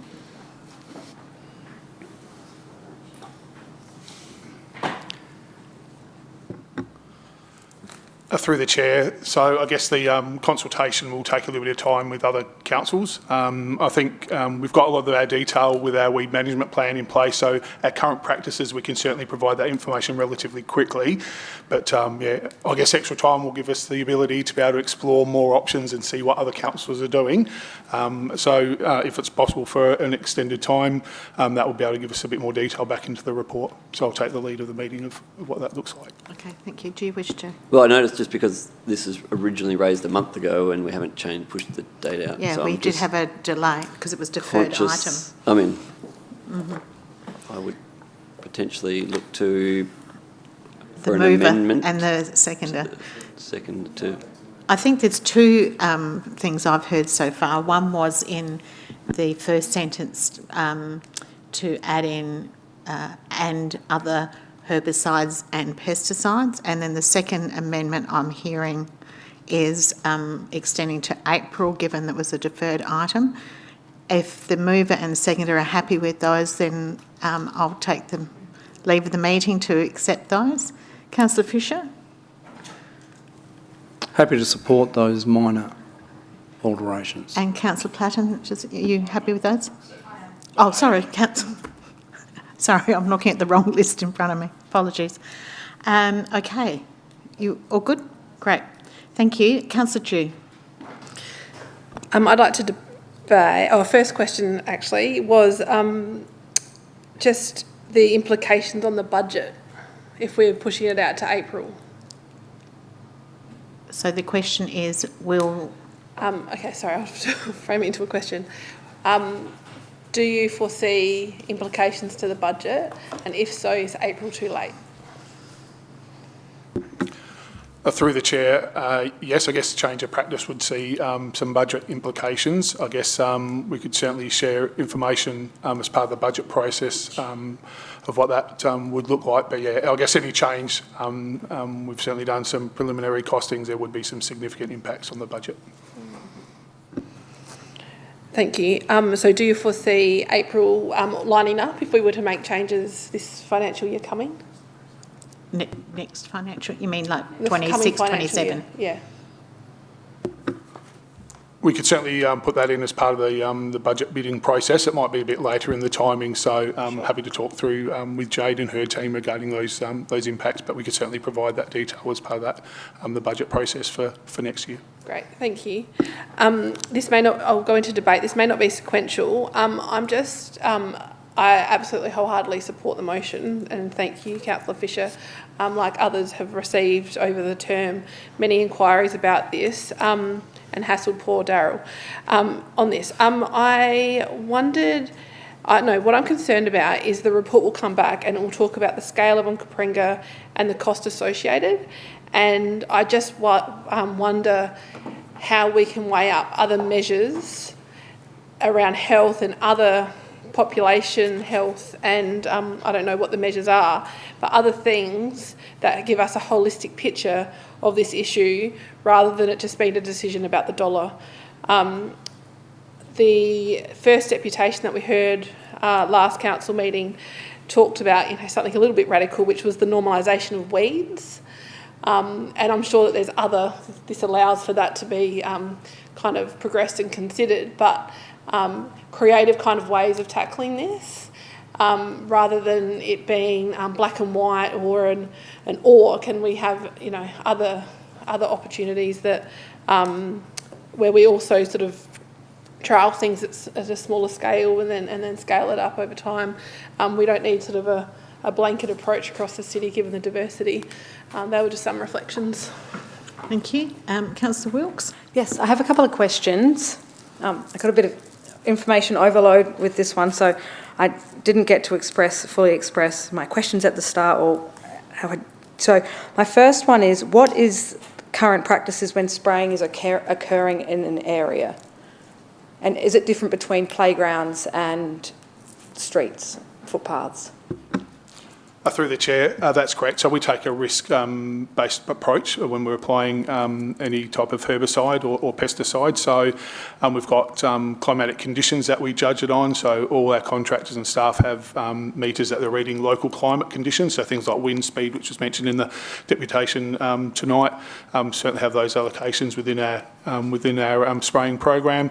Certainly around playgrounds, we use alternative products. So we don't use glyphosate around our playgrounds currently. We use an acid base, which is absorbed very quickly. So yeah, we certainly do look at alternatives already, and certainly use, I guess, slashing. Have used some foam treatments and the like. So we do use a lot of alternative treatments as part of a weed management plan that we have. Okay. Subsequent question: how long have we been using an acid-based weed spraying around playgrounds? Through the chair. So that's been 2 seasons that we've been trialling that. So a bit of mixed results with that, to be fair. But yeah, I guess as part of our weed management plan, we did commit to looking at alternatives and reducing our glyphosate use, which was done in 2014, which was a report that came to council, and we've been able to achieve that through, I guess, looking at alternatives and other measures of treatment. The only dilemma, I guess, we have is because council is growing. So I guess whilst we try to reduce the use of glyphosate every time, I guess, with the growing council or new areas or assets that we maintain, I guess sometimes that puts a bit more pressure on to try and keep that reduction in the glyphosate use. Yes. Okay. With the no spray register, I know my neighbour sits out and she waits. She waits when they know that they're coming because she doesn't want the spray on her verge. And as she does that for me too because I'm on that register. Are they contractors who are spraying our footpaths, and how are they being informed of this no spray register? Through the Chair, so that's correct. Contractors undertake our more larger scale spray work. So we provide that register, any updates. So it's a regular contact through our contract superintendent. So he will certainly be providing that on a monthly basis or as it's updated. So minimum monthly, but certainly I guess as new households request to be on the no spray zone, or internally if people come off that, I guess with change of ownership, we communicate that at that point in time. Thank you. I saw in the questions I asked in October there was about 940 and now it's over 1,000 or 1,100. So the numbers are climbing. So thank you for taking note of that. Councillor Eaton. Just the point in respect to the no spraying register, we do the markings on the curb, the green markings, because I'm one of those people that are on that, and with the expensive water bill that I have in the lawn, I've got 250 square metres of lawn, and most of that's preserved on the verge. So there is that notification to them when they're out. Thank you. Councillor Fisher, do you wish to close debate? Pressure. Thank you. Thank you, Mayor. And it was probably remiss of me not to mention the fact that there's been a lot of work done by staff already in this space in respect to a lot of questions from elected members about the issue. So I thank you for that.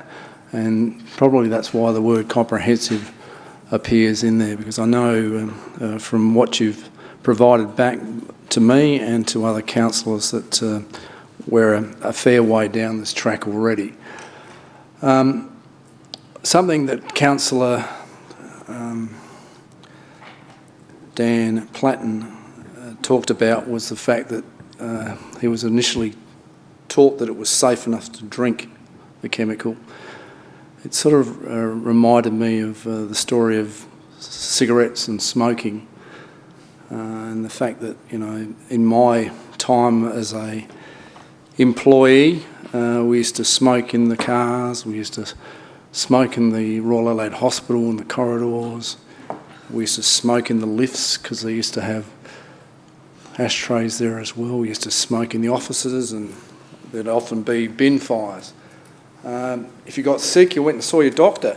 I actually had a doctor that used to treat you while smoking a cigarette. So isn't it funny that things that we thought were normal back in time certainly are not the case anymore? And I wonder, and I strongly wonder, in respect to this, the use of this chemical, that our predecessors, our ancestors, what's the word I'm looking for? In the future, they'll look back at this point and see that we're actually discussing whether we should stop using this particular chemical in the community. I urge you to support the recommendation to get a report back. Thank you. Thank you. I'll put the motion. All those in favour? Against? Carried unanimously. Councillor Yeomans, 11.3, page 265.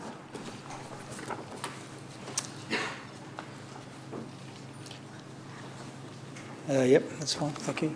Yep, leave that one. Just a quick debate, if I can. This will be music to Councillor Platten's ears, obviously. A request for a mayoral letter, but no, I digress. In relation to this motion, there's just a couple of things I want to talk to, if I can. There's been a number of concerns that have been raised within the community and at the community sessions that have attended that have been held by the council, in particular relating to the harmful algal bloom. Some of these concerns relate to public health. SA Health's advice includes algal particles can cause short-term irritation, including skin irritation, eye irritation, cough and shortness of breath. Concerns around air quality have been raised with myself and Councillor Dew throughout our term, particularly down south along the coastal environments, including Salix Beach. You may recall this chamber approved the Mayor writing to Professor Nicholas FLEURIEU over 12 months ago, seeking health assurance that the dust from the quarry was safe to breathe for their residents. There's also academic literature out in the public realm relating to the harmful algal bloom. Of note, only last month, an article appeared in the award-winning Science Advisor newsletter that included some quotes from subject matter experts that claimed to have identified the toxic algae. What changed? Why this species? Why now? Wonders a specialist ecologist. These are very important questions. It makes me wonder where else we'll start seeing this problem appear, says another ecologist, an expert in harmful algal blooms. What I'm suggesting here is for SA Health to consider enhancing the protocols relating to questions asked of patients who present in medical centres, emergency departments, GPs, to include whether they have visited the beach recently, along the same lines as questions asked of patients who present with flu-like symptoms. In this way, more evidence and data can be collected and relied upon to assist with government, state and local, in their advice and assistance they provide to the community. This motion is not seeking to contradict health advice that harmful algal bloom is not harmful to humans, but it's our responsibility in local government to escalate concerns raised by our community to the appropriate tier of government. This is all about enhancing the current processes relating to data collection and asking health, through a letter from the Mayor, to include algal bloom exposure as a mandatory question for people presenting to medical centres, EDs and general practitioners, so more data is being collected and collated about the human impact of the algal bloom on our coastal communities. Thank you. Thank you. Councillor Eaton. I'll second it. I support what's been said and there's really no need to repeat it. Thank you. Thank you. Councillor Wilkes. Excellent. Thank you. Yes. Thank you, Councillor Yeomans, for bringing this to the Chamber's attention. I think it's paramount that we get a letter written on behalf of the community. I also just wanted to highlight why we are here. I was speaking with state government staff and I said, how are we collecting information? How is the community voice being heard? And I was told, please push at every channel the phone number, the 7-day-a-week, 9 to 5 algal bloom hotline. It's 1800 774 779. You can report any and all health symptoms, please do. And then it's got a 24-hour or 24/7 support for urgent wildlife issues. So if you are having people in the community come up to you, obviously they go to their doctors, but and this will allow us to ask the doctors to start reporting, but also urge residents, if they are showing symptoms or they have symptoms, please to call the algal bloom hotline. Numbers are not as high as what they would have expected or what they actually want, but they do want to know what's going on, and this is a one-stop shop, a one place to be able to receive information, but also report information. So again, it's 18, if you guys want to write it down, 1800 774 779. Thank you. Councillor Platten. Thank you, Mayor. I'd just like to thank Councillor Yeomans for bringing to my attention my passion for letters. Professor Nicholas Spurrier certainly sent me a lot of letters in the past, and it'd be nice to send one back. I do have concerns about the HAB, and I'd like to see her response. Thank you very much. Councillor Yeomans, do you wish to close debate? I'll put the motion. All those in favour? Against? Carried unanimously. Councillor THEMELIOTIS, 11.4, which is page 267. Thank you. Our community has spoken clearly, consistently and repeatedly to elected members. Across the city, residents have reached out to express their strong support for the reintroduction of free green waste passes. These are concerns raised by our residents that are trying to do the right thing, to manage their garden waste responsibly, avoid illegal dumping, and contribute to a cleaner and more sustainable city. Free green waste passes isn't a luxury. They are simple, effective tools that encourage environmental responsible behaviour. When residents have affordable and accessible disposable options, green waste is diverted from landfill, illegal dumping decreases, and participation in waste reduction initiatives increases. When those options are removed, the consequences in our city are visible. This motion doesn't demand immediate action from this chamber or an immediate decision.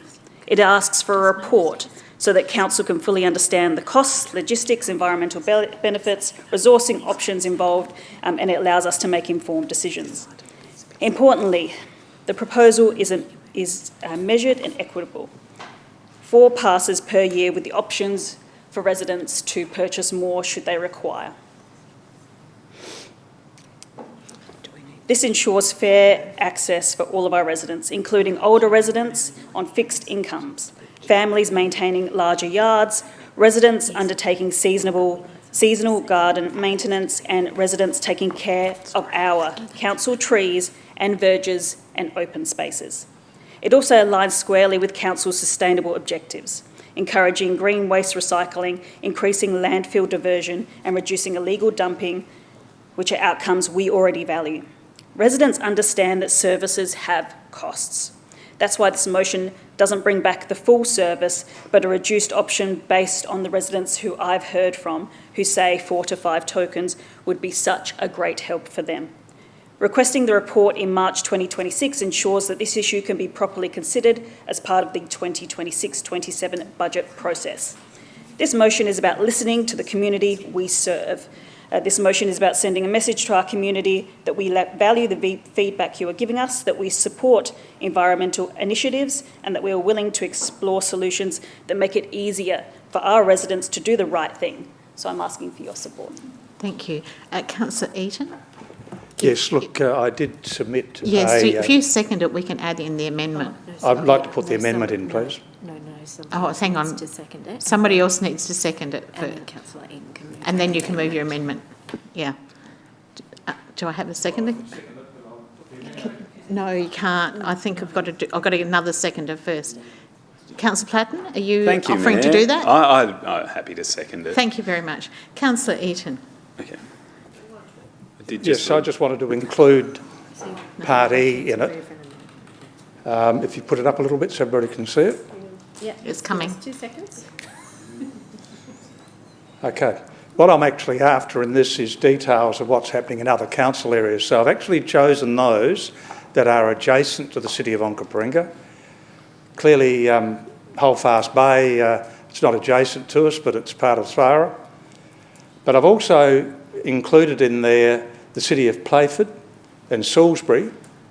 And the reasons I've done that is that they've got a very similar socio-economic background to ours. So it'd be very interesting to see what they're doing. For example, City of Mitcham do charge. I believe the City of Marion doesn't, but it would certainly be nice to get that detail, and it'll help to inform us. I know the reason why we reduced it, because of the budget implications that it had, but this helps to inform us on that. Thank you. Thank you. Do I have a seconder for this amendment? Councillor Fisher? No? Councillor Wilkes? See if Jordan wants to do it. Councillor Wilkes? I've lost. Councillor Wilkes?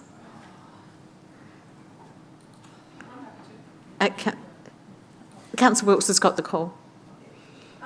Look, I would second it, yes. I do get to debate it, yes. Yes. You keep disappearing from me. There we go. I do get to debate? Yeah, cool. All right, excellent. Yeah, no, on definitely. This amendment. I think the amendment is a great addition. I mean, we've just looked at a motion for herbicides and pesticides that also has taken note of what other councils are doing, and I think that's can be a really insightful and strong way to build our reports. And when we look at what councils are doing, I love the idea that you've included similar demographics to us, some that are offering free services, because this has been no secret, but my community have constantly asked why did you get rid of the green waste passes and can you bring them back? And I remember when we had discussions at the start, they said, if you make a decision, community forget, or community might not realise, I don't know. Anyway, the questions and comments might go away. Well, they haven't. I keep getting asked. And a great example is there's some spaces in my ward where communities are working together. They have reserves close to their house, and they all get together on a Sunday and they bring their trailer, and they were all sort of coming together and providing this amazing space that looked immaculate, that they really enjoyed actually working on. And there's 2 that I know of who have contacted me and been frustrated because we removed that green waste. And it becomes this... It's not about the money. It's more, if we want our area to look tidy and we want people to be able to take the big palm fronds, and if we want you know, those accessible green waste services to be for everyone. I just think we should bring them back. So it's only a report and I'm getting way too excited. So I'm just going to calm down and say I think we should all urge for our community to look at this report and definitely the amendment as well, because it'll give us a nice, robust, comprehensive view of what other councils are doing as well. Can't other people debate that? Yes, they can. Yeah. Councillor Fisher. Just a question. Go ahead. Can that report also include where we've come from? What I mean by that is 12 months ago or so, when we had this discussion about taking the free drop-offs out of the equation, there were some figures that were presented in relation to bin usage. I think that's C. Green bins, those sort of things. Can the report include that, please? I'm just checking with Councillor Eaton and the original mover. I think that's in C, because it's about impact. That's the intention. Yeah, I think that's the intention. Yeah. I'm happy to move on. Councillor Pritchard. Debate. Go ahead.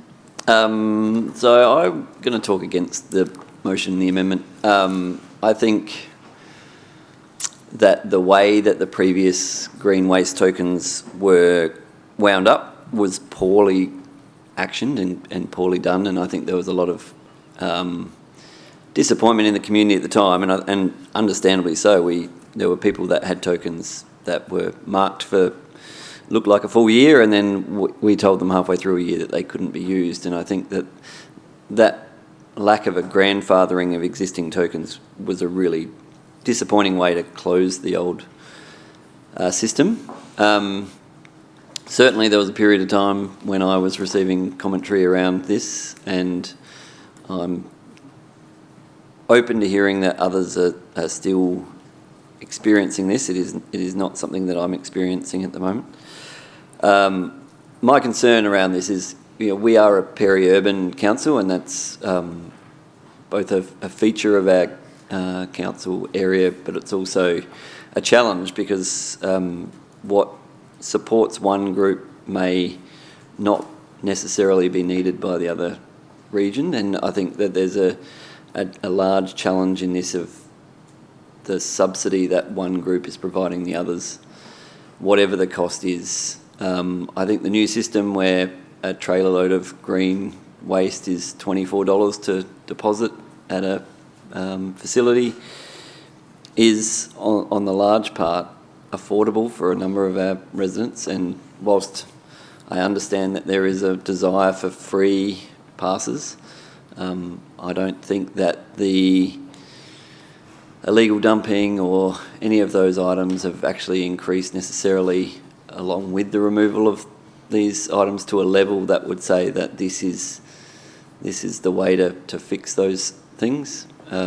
So I think we made a really important decision a couple of years ago with regards to this budget item, and whilst it would be brilliant to be able to offer people free green waste tokens again, I think that what was more important was that the equity across our council area with regards to subsidies for some to be able to do this is in a better position. Councillor Platten. I've just got to check. Thank you, Mayor. A question. Yeah, I didn't get the opportunity to I know, debate. I cut you off. I'm terribly sorry. That's okay, but I can put it into questions if you like. I know that you have the capacity to do that. When we last voted on... when did we last vote on this? Does anyone know the answer to that? I'm assuming it would be in the budget process. Yeah. So the last budget, yeah, we did. Yeah. Mm-hmm. Yeah. Thank you. Yep, keep going. Good. Try another question. Given that this is now and it's asking for a report, this would be perfect timing to be included in the next budget round? I think that's what item 3 is on here. Oh, so it is. Thank you, Mayor. That's all the questions that I had, and I look forward to hopefully this being supported as a report. My sincere apologies. Thank you for your indulgence. Councillor Yeomans. Just a debate. Go ahead. Look, I was probably with Councillor Pritchard on this one, with particularly in relation to some of the queries that I had when this first was announced. I sort of made it quite clear to people when they were asking about the removal of the free green waste passes that they certainly weren't free, and I had that figure, it's not on the top of my head anymore, but how much it was actually costing all the ratepayers, for some ratepayers to take a trailer load of green waste to the dump. It was actually, I don't know, can you help me, it was 160 or 80 grand or something. It was a fair bit of money. But I made the point, it's not actually free. And I'm sure since then, since then I was actually then providing some advice and some links to get a second green bin. So I'm not sure how much our second green bin requests have increased. I'm sure that service is cost neutral, which sort of meets the aim. Even though this is only a report, it's only asking for a report, my concern with this, based on the reasons and the rationale that we withdrew this service at the last budget cycle, does potentially give the public some false hope that they may interpret this, that we're actually thinking about bringing this back in again. So we sort of look at it, removing it for a year, then perhaps bringing it back. I'll make the point that the second green bin is certainly affordable. I don't know how many people have applied for it since those passes have been removed, but since the initial interest in that removal has passed, it's one of those that certainly doesn't come over, I wouldn't say my desk, but my email system at all at the moment. So I'm concerned that this may just give the public some false hope. We might get a report, it's going to be too expensive to reinstate it, and then we vote against it. So you sort of think we're going through this thing again. So yeah, that's my view. Thank you. Thank you. Councillor Platten, another question? Yeah, just one question, Mayor. Do we currently have capacity at the curb?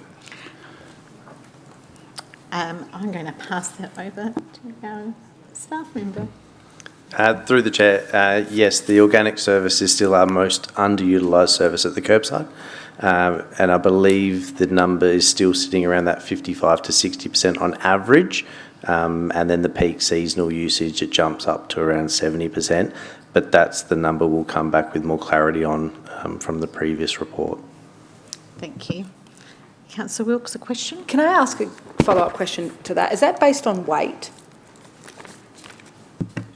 No, through the Chair, so the capacity that I referred to there is about how many bins are actually presented versus eligible services that could be presented. The weight in each bin doesn't necessarily reflect capacity. Most of those bins through our audit data shows that they're about 60% full. So not every bin presented is then full, which then proves there's further capacity available. Yes, but sometimes those green bins can be heavy. So when you do break down those figures for us and you'll show us the presentation on the curbside, I hope I've got that correct, the green bin presentation on the curbside, will you break that down into suburbs or districts or wards, or is it more just Onkaparinga as a whole? Through the Chair, we could do it in terms of that level of detail. However, the problem I would see with that for a March deadline for a report would prove problematic because there's a lot of data crunching to break it down by suburb. You just take a collection of what you see across the week of how many bins are presented, is that correct? Yeah, so the calculation methodology uses the entitled premises available to present bins, the number of additional services that are paid for across our community. We then apply the actual collection data to that per fortnight because that's the presentation option, and then that provides you with the average presentation rate across season or year. Thank you. Councillor Themeliotis, do you wish to close debate? Oh, no. Sorry. That this is the motion. Sorry. We move this as the motion first. Yeah, apologies. I've asked so many times and I'm not following it clearly well enough. I do apologise. So we'll put this motion first, the amendment. All those in favour? Against? I think the motion's carried. So this now becomes the amendment's carried. The motion is now Councillor Themieliotis, do you wish to close debate? Yes, thank you. Thank you for the debate, elected members. Apologies. This particular season, I've probably had more complaints about how unsightly our council area looks, and that is not from lack of trying, but that's come because of a wet season. We've had a wet season, then it's become really dry, branches have fallen. So what I've learned from that is, because our council is so large, is that we need our residents to do their bit. And a number of residents in my ward and your wards as well do their bit in terms of maintaining council trees, council verges and reserves. And we need our residents to continue to do that because our council is so large and we do not have enough contractors to go around and address all the unsightly looking areas across our city. At the bare minimum, our residents want our city to look beautiful. So we need our residents to play their part. But to play their part, there needs to be a bit of give and take. And that give and take is providing them with green waste passes, a very minimal amount of green waste passes to play their part. Unfortunately, when people clean up verges, green open spaces, trees, they don't chop it up into little bits to fit in their green waste bin. They get the trailer, they chuck it all in, and they want to take it to a spot to dump. And I get that. I totally understand that because that's exactly how it works. Residents have constantly and ongoingly in Thalassa Ward raised with ward councillors green waste passes. All the way up until Christmas, I was still getting questions around green waste passes and bringing it to the council for some consideration. I understand where Councillor Eaton's coming from by doing a comparison with every council in South Australia. I understand that, but I serve the community of Onkaparinga, and the services that are required in the city of Onkaparinga may not be the same as other councils, and that's probably going to put us in a bit more drama where people can see ones that are absolutely free or are in even better service and ones that aren't. But hey, it's in there and we'll be fully informed. So elected members, I ask you in this instance to support a report coming back to the March meeting. I'll put this as the motion now. All those in favour? Against? I'll call a division. We'll call a division. Do we need to call a division? No, that was. Can we just do that again? All those in favour? 1, 2, 3, 4, 5. All those against? 1, 2, 3, 4, 5. Is that right? Who are we missing? Someone hasn't voted because there's 11 of you. Someone hasn't voted. You have to vote if you're in the chamber. So can we do this again? Please make sure you have voted. So all those in favour of this motion? 1, 2, 3, 4, 5, 6. Against? 1, 2, 3, 4, 5. Motion is carried. Call a division. If you have voted for the motion, please stand. Councillors Platten, Fisher, Wilkes, Stafford, Themieliotis, Eaton. Voting against the motion, Davis, Pritchard, Jew, Yeomans, Greaves. Thank you, everyone. Item 11. I think you've got them all. Yep. Item 11.6. Councillor Themieliotis. Yes, thank you. 11.5. Conflict of interest. Yes, thank you. On Grants Gully Road. I don't think you do on Clarendon. Yeah. Unless something. Sorry. 11.5. Grants Gully Road. Ready? Go ahead. Let's do this. Okay. Grants Gully Road is not a minor back street. It's a key transport road for our Clarendon Township and surrounding rural areas. It's used daily by residents, cyclists, visitors and heavy vehicles. When a road of this importance is allowed to repeatedly fail, it becomes more than an inconvenience, it becomes a serious and ongoing safety risk.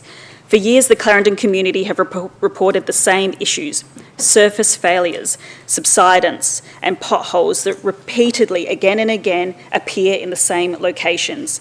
These are not isolated defects. They are clear indicators of a structural failure beneath the road surface. Yet the response has largely been short-term patching, measures that mask the problem temporarily but not fix the cause. The fact The fact that emergency patch works are routinely undertaken immediately prior to organised cycling events speaks volumes. It demonstrates that the hazards are known, predictable and serious. Residents are rightly frustrated. These issues have persisted for years, and since partial resealing works were undertaken, a critical section of the road was left unresolved. Since then, our residents have watched the same failures occur. It is important to be clear that Grants Gully Road is a state-controlled road, and that responsibility for the condition sits with the Department of Infrastructure and Transport. However, that doesn't stop Council of its duty to advocate strongly on behalf of the Clarendon residents when state infrastructure is failing them. This motion is long overdue. It acknowledges the real and escalating safety risks on Grants Gully Road. It recognises the long-standing concerns that have been raised by Clarendon community. It seeks a transparency around the current planning works and calls for urgent remedy action to address the underlying causes of failures, not another cycle of temporary fixes. Clarendon residents shouldn't have to accept unsafe roads, nor should they have to keep raising the same concerns year after year to be taken seriously. That the condition of Grants Gully Road is unacceptable, community safety must come before short-term maintenance savings, and that Clarendon deserves long-term, proper, engineered solutions, not patchwork jobs. I ask for your support. Councillor Eaton. Yes, I certainly support it, and I'm a regular person driving along that road, so I experience it. And I just look what happened in the last elections with the upgrade of Main Road from Black Road through to Chandler's Hill Road. And the roadway is absolutely brilliant now, except unfortunately the other part of Main Road still needs a lot of work done. But certainly this road is the subject of a lot of discussion in the Clarendon community and those people that are going through that area, and I certainly support it. Thank you. Thank you, Councillor Platten. A question or debate? I'm more than happy to debate. Just quickly to say, absolutely support writing a letter to the Minister for Infrastructure and Transport, and I hope he responds. I like that we will be able to see it in the Mayor's report. Thank you. Councillor Wilkes. I have a question, but I haven't submitted it, so if people need to take it on notice, it's more of a procedural question. Okay, I'll just ask it.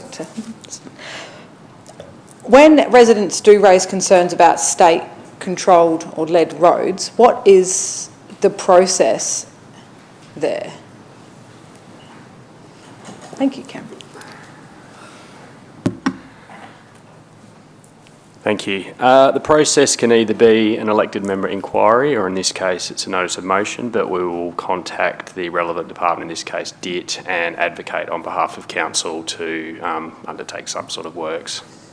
Okay, perfect. Thank you. Right, that was just mainly my question. I think that this is quite a long-winded way to go about it, but it seems quite feasible because we have issues with, my residents have issues with a roundabout that's been busted, probably not the correct term, but busted on Commercial Road, and there has now been 3 requests to have it fixed, and it's been sitting like that for nearly 5 months. And a lot of the time my resident actually wrote to me and said, Gretel, you know, the council just don't care about this road, it's quite frustrating. And I think it's very frustrating that you have to continuously write back and say it's actually a state-controlled road. So I was just wondering the process, and think that this is quite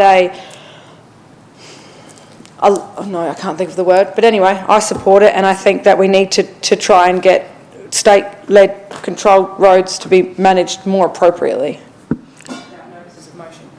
Councillor Pritchard. Just a follow-up question, please. Do we keep a register of all of the DIT inquiries that we have open? We certainly keep those on record in our records management system, so we have captured all of that correspondence, and we have processes in place to respond to whether it's a letter from the Mayor or an elected member inquiry. Whether we have a specific spreadsheet or a standalone register, I can't answer that at this point, but the information does exist and it is managed. So there is a register. It depends what you define as a register.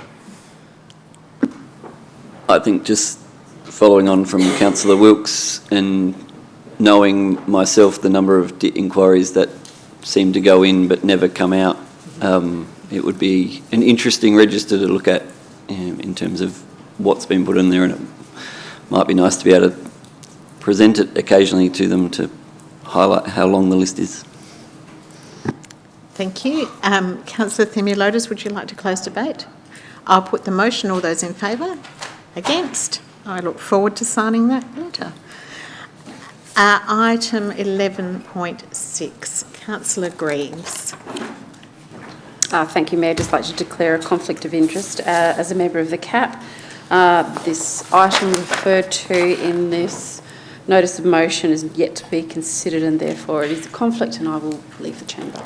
And Councillor Fisher? Likewise, as a Deputy CAP member, a possible decision maker in relation to this item, I will leave the chamber. Thank you. Thank you very much. You have to go with that way. Yeah, so Mick, you have to cut that one.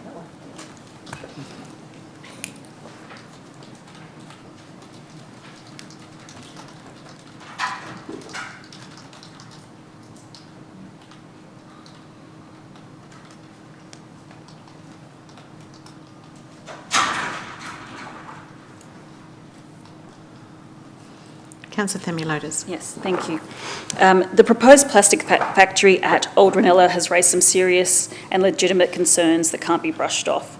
The plastics manufacturing facility is incompatible with a residential community such as Old Reynella. Old Reynella has a historic township where families and seniors have invested their lives and futures there. To place a plastics factory in such close proximity to residents is something that I just cannot support. Former Councillor Bray raised concerns of the interface between residential and industry in 2020, and now we're seeing the implications of that decision, that mixed use doesn't always work unless it's compatible with a residential development. The Planning Development Act exists to serve the public interests, not just streamline approvals. Where a development proposal presents credible concerns, the government not only has the power to intervene, but a duty to do so. This is why Council must request that the Premier and the State Planning Minister investigate the full extent of their intervention powers and identify concrete actions to protect the Old Reynella community and surrounding environment. Residents are not seeking special treatment, they're asking for some common sense. They're asking why an activity better suited for a heavy industrial zone is being considered in this setting. They're asking why their voices appear secondary, and they're asking whether planning decisions are being made with the long-term consequences in mind. And with that, I reflect on the February 2020 decision of Council. Community confidence in the planning system fails when residents feel that developments are imposed on them rather than being assessed with them in mind. Ignoring these concerns risks setting a dangerous precedent, one where industrial uses can gradually encroach onto residential areas regardless of the lived reality, which is what we're seeing right now.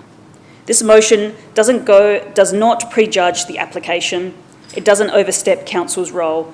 Instead, it does exactly what a responsible local government should do: advocate for their community when legitimate concerns exist and when high-level oversight is warranted.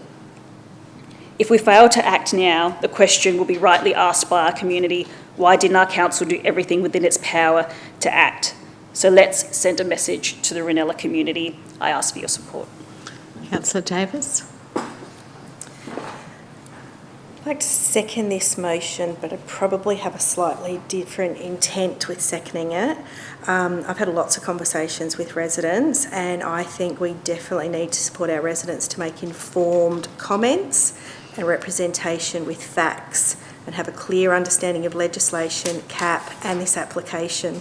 I'm very supportive of Council investigating all aspects of the Act and sharing that information very broadly with our community. Councillor Eaton. Yes, look, I'll support it, but I might say that there did appear a letter from the Minister today on social media on this particular topic, and it explains, and of course it passes a lot of the blame on the previous government and the legislation that was in place at the particular time. But I think go ahead and we do it and get the proper advice. Councillor Platten. Thank you, Mayor. Again, more than supportive to send 2 letters this time. Councillor Dew. This is probably a technical question. Sorry, Matthew. I hear what Councillor Themelotis is saying in terms of the potential opportunity it is for us to advocate. I just wonder if council are undertaking a process, like what is in my mind is conflict of interest. Like if council staff are undertaking a process and having to undertake a process on behalf of CAP at the moment to then provide a report to CAP, and then we've got this happening over here that we're running with, is that a perceived conflict or not? Through the Mayor, we don't consider that there's a conflict in writing to the Minister asking him to explain the process in this instance. Councillor Wilkes. Perfect. Thank you, Matthew. That answer was all we needed. It's fine to get some clarification. I think that's excellent.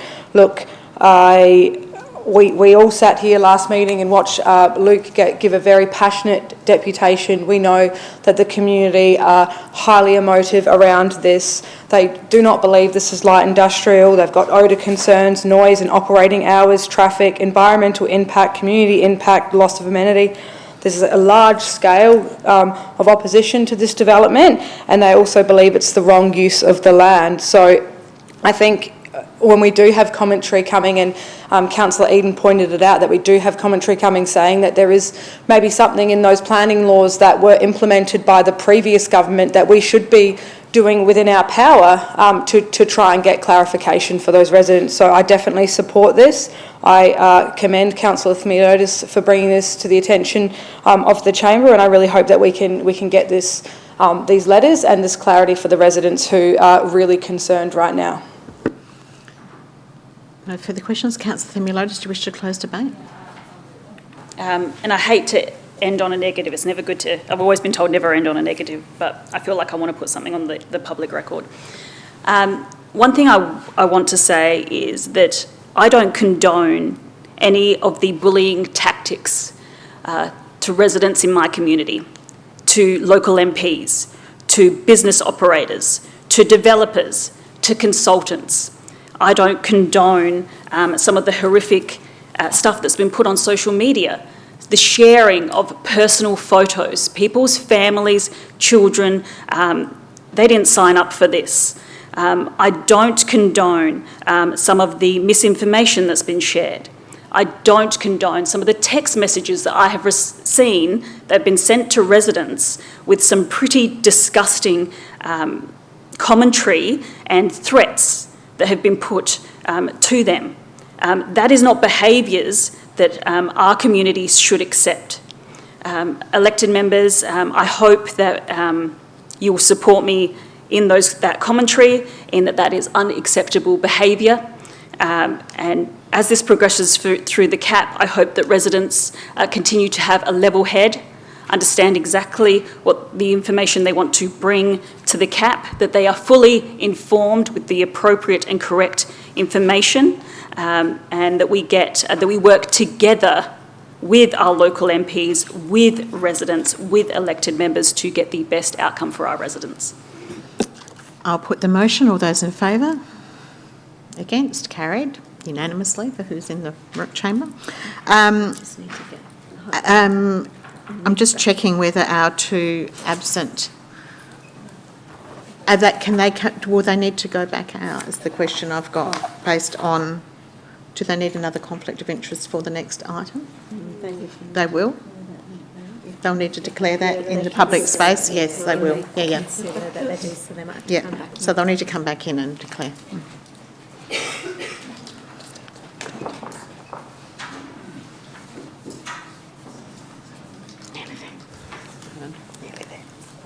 Nearly there. I know. Me sitting, I'm known as the stander in a board meeting and everything.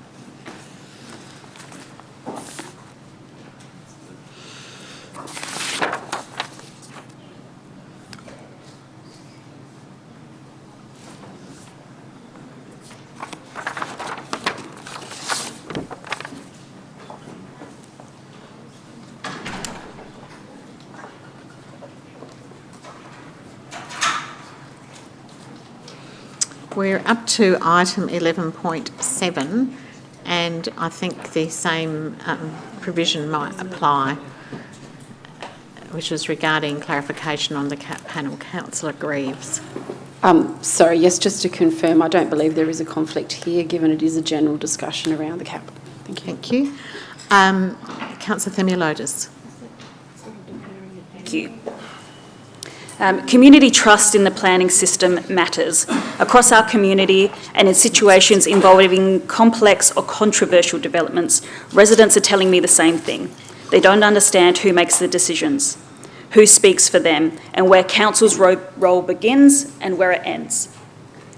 That confusion is not at the fault of our residents. It's the result of a system that's become disconnected from local voices. Under the Planning Development Act, it is correct that an elected member and council staff, where not conflicted, can make representations on development applications as a private citizen. That is an important right, and that should be clearly understood. But that right alone does not resolve the deeper issue, which is the public misunderstanding about council's role versus the CAP's role. For many residents, council is a singular entity. They reasonably assume that elected members, those they voted for, have the direct say in planning decisions that affect their neighbourhoods and community. When they later discover that the decision sits with an independent panel operating within the state-controlled framework, frustration and distrust grows. This motion does not seek to undermine the independence of the CAP, but what it does do is support communities' understanding of the planning system, advocate for planning outcomes that reflect local values, ensure that residents feel heard, informed and respected throughout a public notification process. Planning is about place, people and community. This motion requests that the Mayor write to the Minister for Planning, seeking greater clarity and transparency for the public about the distinct roles of council and the CAP, stronger, more clear defined avenues for local government to input into state planning policy. If the state planning framework genuinely values local character and community outcomes, then council must be empowered not only to explain the system, but to meaningfully contribute to it. When residents engage in good faith with written submissions, attending meetings and speaking up, they deserve to know who is listening, how those decisions are being made, and whether their elected representatives stand. I ask for your support. Councillor Eaton. Yes, certainly, I'll second it. It's the actual reason why I didn't put my hand up to sit on the CAP as a deputy member this time, because I saw the implications that it created for me previously. And there is a lot of thought from the community there that it is a council decision where it's not. So I certainly urge everybody to support this. Councillor Platten. Thank you, Mayor. Can I just ask a question of staff? I'm happy to take it on notice if I need to. Are we mandated to call it the Council Assessment Panel? Through the Mayor, it is called a Council Assessment Panel or a Regional Assessment Panel, depending on where we are in the state. We have to call it that? That's correct, yeah. Okay. Thank you. Just moving into a quick debate to say that I'm more than supportive to write a letter to the Minister of Planning. Boy, have we had some letters tonight. It's very exciting. Something that constantly I'm having to educate residents on is that I have no involvement in planning decisions. I am an elected representative, but I cannot represent, I rephrase that. As a private citizen, I can represent to the CAP, but I don't make those decisions. And the majority of the CAP is an independent person. We have an elected member, which is something that, as a chamber, we have discussed about removing before. So I think there is definitely an education piece here. This, the events that are happening currently have been a really good impetus for talking about it in the community. And I think the more we can drill down and the more we can get the state government to explain the system to the people, and the more that we can do that, the better the outcomes will be for community. Councillor Fisher. Oh, sorry, Councillor Wilkes. Oh, you've jumped to me. Okay, I 100% support this motion. I think it's great that, because education is really at the heart of what I love. I've worked with many amazing teachers in the last years that have shown me that the joy of learning can really help achieve great things in people's minds. So I really love that 3A requests that the Mayor writes to the Minister for Planning, and that Minister for Planning will be able to write and express in words greater clarity and transparency for the public regarding the role and council's role. I love that part of it, because I think that there is a really big disconnect in the community when we've got something called the Council Assessment Panel, when us as councillors in this chamber are not assessing that. And the more we can establish really defined lines and really defined definitions of who is doing what, I think that will really help the community.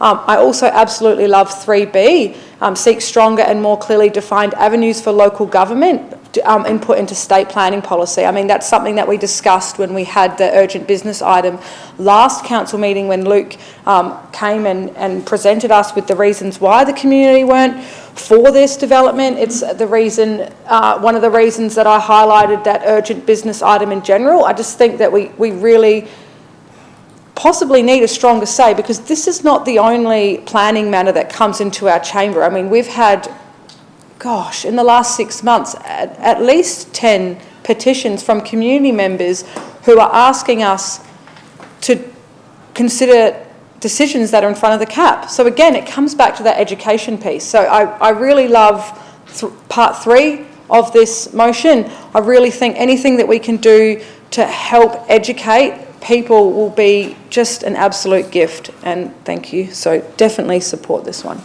Councillor Jew. I would like to test an amendment. I'd like to add a 4th point, which is that council develop a suite of short videos that can educate and inform community about the role of CAP and the processes. That's a lot. Have you got that in writing? Yep. Can you provide it to our team up here, please? I've got no shoes on. How did you mind? It's got a bee sting. It was bee sting related, I believe. I was hidden. And that's taken my notes.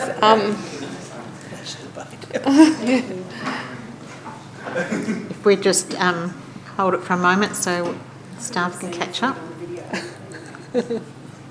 Just in case.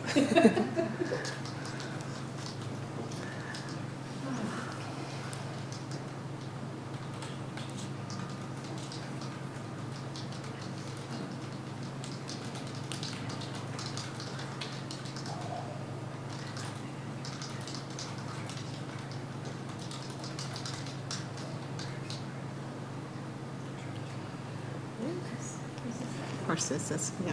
I'm sure. Is that right? And the council staff act. Say that again. The council staff act. Can I debate now? I think we will need, you'll need to speak to that, and then we'll need a seconder for that. Yeah, sure. My rationale is a few things. One is that we've all consistently talked about the education piece in this, but what we've done is we've deferred that to the state to get clearer, build clarity. And I don't know if we can wait for the state to organise and respond to what our local community needs. I'm sure this is a statewide issue, and maybe it's the LGA that we write to the LGA for some short videos. But the reason why I choose short videos is because it's easy to digest versus more text that people have to read. I foresee it being on the landing page if people need to undertake a CAP process, that there is a landing page for Onkaparinga, I just quickly looked it up, where people can get CAP information. I know for Councillor Yeomans and I, the wave pool and the engagement that we've had with residents on that, some short videos would have really assisted for them, for all of us to be on the same page and have a shared understanding of this issue, given the complexity of it. And I think that although it's the planning legislation is state legislation, we're administering that, and we should be having resources readily available for our community. So I think that probably covers it all. I just, again, emphasise, I don't think we can just defer to the state to do the work, that I think we need to do it as well and be proactive in this. Councillor Davis, are you seconding the amendment? Sure. Do you wish but to I have speak? some questions. You can certainly have some questions. Does it have to be to the amendment or can it be to They can be questions for the motion. Motion, beautiful. Just wanted to check, has anyone been able to open the post that Jim sent today with the role of council assessment panel? It's a Facebook link and I can't open it, so I'm not sure what exactly it is. My other questions are, and I'm really sorry, Matthew, because I don't know if you'll know these, but these are the questions I'm interested in and I have sort of got some answers. How many applications do we see in 12 months and how many applications does the state see in 12 months under this Act? Under the legislation? Yeah, under the legislation. Onkaparinga assesses about 3,500 to 4,000 applications a year, and the state under 1,000 perhaps.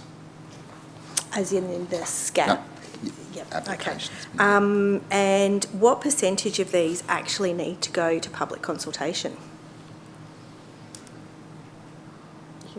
I'm doing maths in my head quite quickly here. Quite a low percentage. Yes. So we have Yes, I believe the same.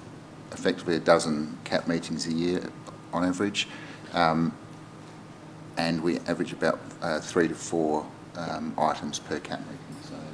So I think I'm just looking for the fact that the legislation is actually pretty thorough and pretty comprehensive with most cases. It's just these pointy end cases that the legislation doesn't really sort of support. So we're doing a lot of work across the legislation. It is actually quite sound and has actually been bipartisan across 10 years and is actually pretty robust in its process. So it's just that we've got a pointy one here, so we're just trying to clarify everything again. Is that a fair assessment? Certainly we're becoming more practiced with the current system in place, and Brett's just reminded me that while we may receive 30 or 40 assessments at CAP for determination, we're probably notifying about 300 to 400 under the current system. Okay, thank you. Yep. Councillor Eaton, yes? It's just a question. What would the difficulties be in actually getting the local government association to develop a video? Because then it's speaking for all councils and it doesn't look like Onca's trying to cover its tracks. Through the Mayor, the Plan SA themselves already do some videos, not necessarily on the difference between council and the council assessment panel, but we could certainly, as the motion's written, just note that we could ask them to increase that in the current motion, perhaps. And the LGA do also do pamphlets as well, so we can add them as well. Councillor Wilkes? Awesome. So just to get some clarification, Plan SA have some videos. No, sorry, does Onkaparinga have a landing page for the council assessment panel? Yes, we do. Yeah. Excellent. Do we have information of roles and titles? And yes, we do. Yep. Okay, excellent. When was that last updated? Oh, quite recently. Okay, excellent. Would council staff be open to putting up those Plan SA videos on the? We certainly can link to those videos. They don't specifically describe this situation, which is the difference between council's role and the council assessment panel's role. I was suggesting that if we could actually include that in the letter that we're writing to the Minister. Cool. Okay, thank you. Councillor Platten?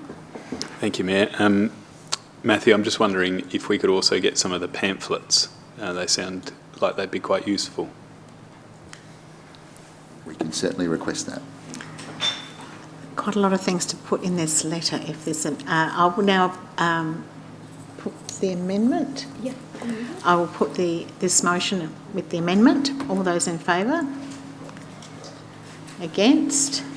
That's carried. This now becomes the motion, and I'll hand back to Councillor THEMELIOTIS to close debate. Thank you, elected members, for the debate.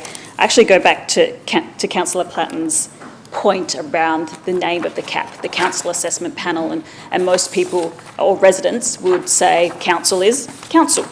And I sort of started spitballing ideas in my head of what it could be. And I always land on LG assessment panel, so local government assessment panel, as if it's like the sector that is being assessed on a local government level, and removing the term council. So possibly down the track, if there's some people that want to challenge that, I think that would be a great move forward. I look forward to this progressing. I'll put this motion. All those in favour? Against? That's carried unanimously. Thank you, everyone. We now move into confidence. I need a motion, Councillor. Because we did that at the beginning. Councillor Platten? Happy to move into confidence. Thank you. Councillor THEMELIOTIS? Happy to second. All those in favour? Against? Carried. Everyone who does need to leave, it's time to go. We'll just wait till that has happened.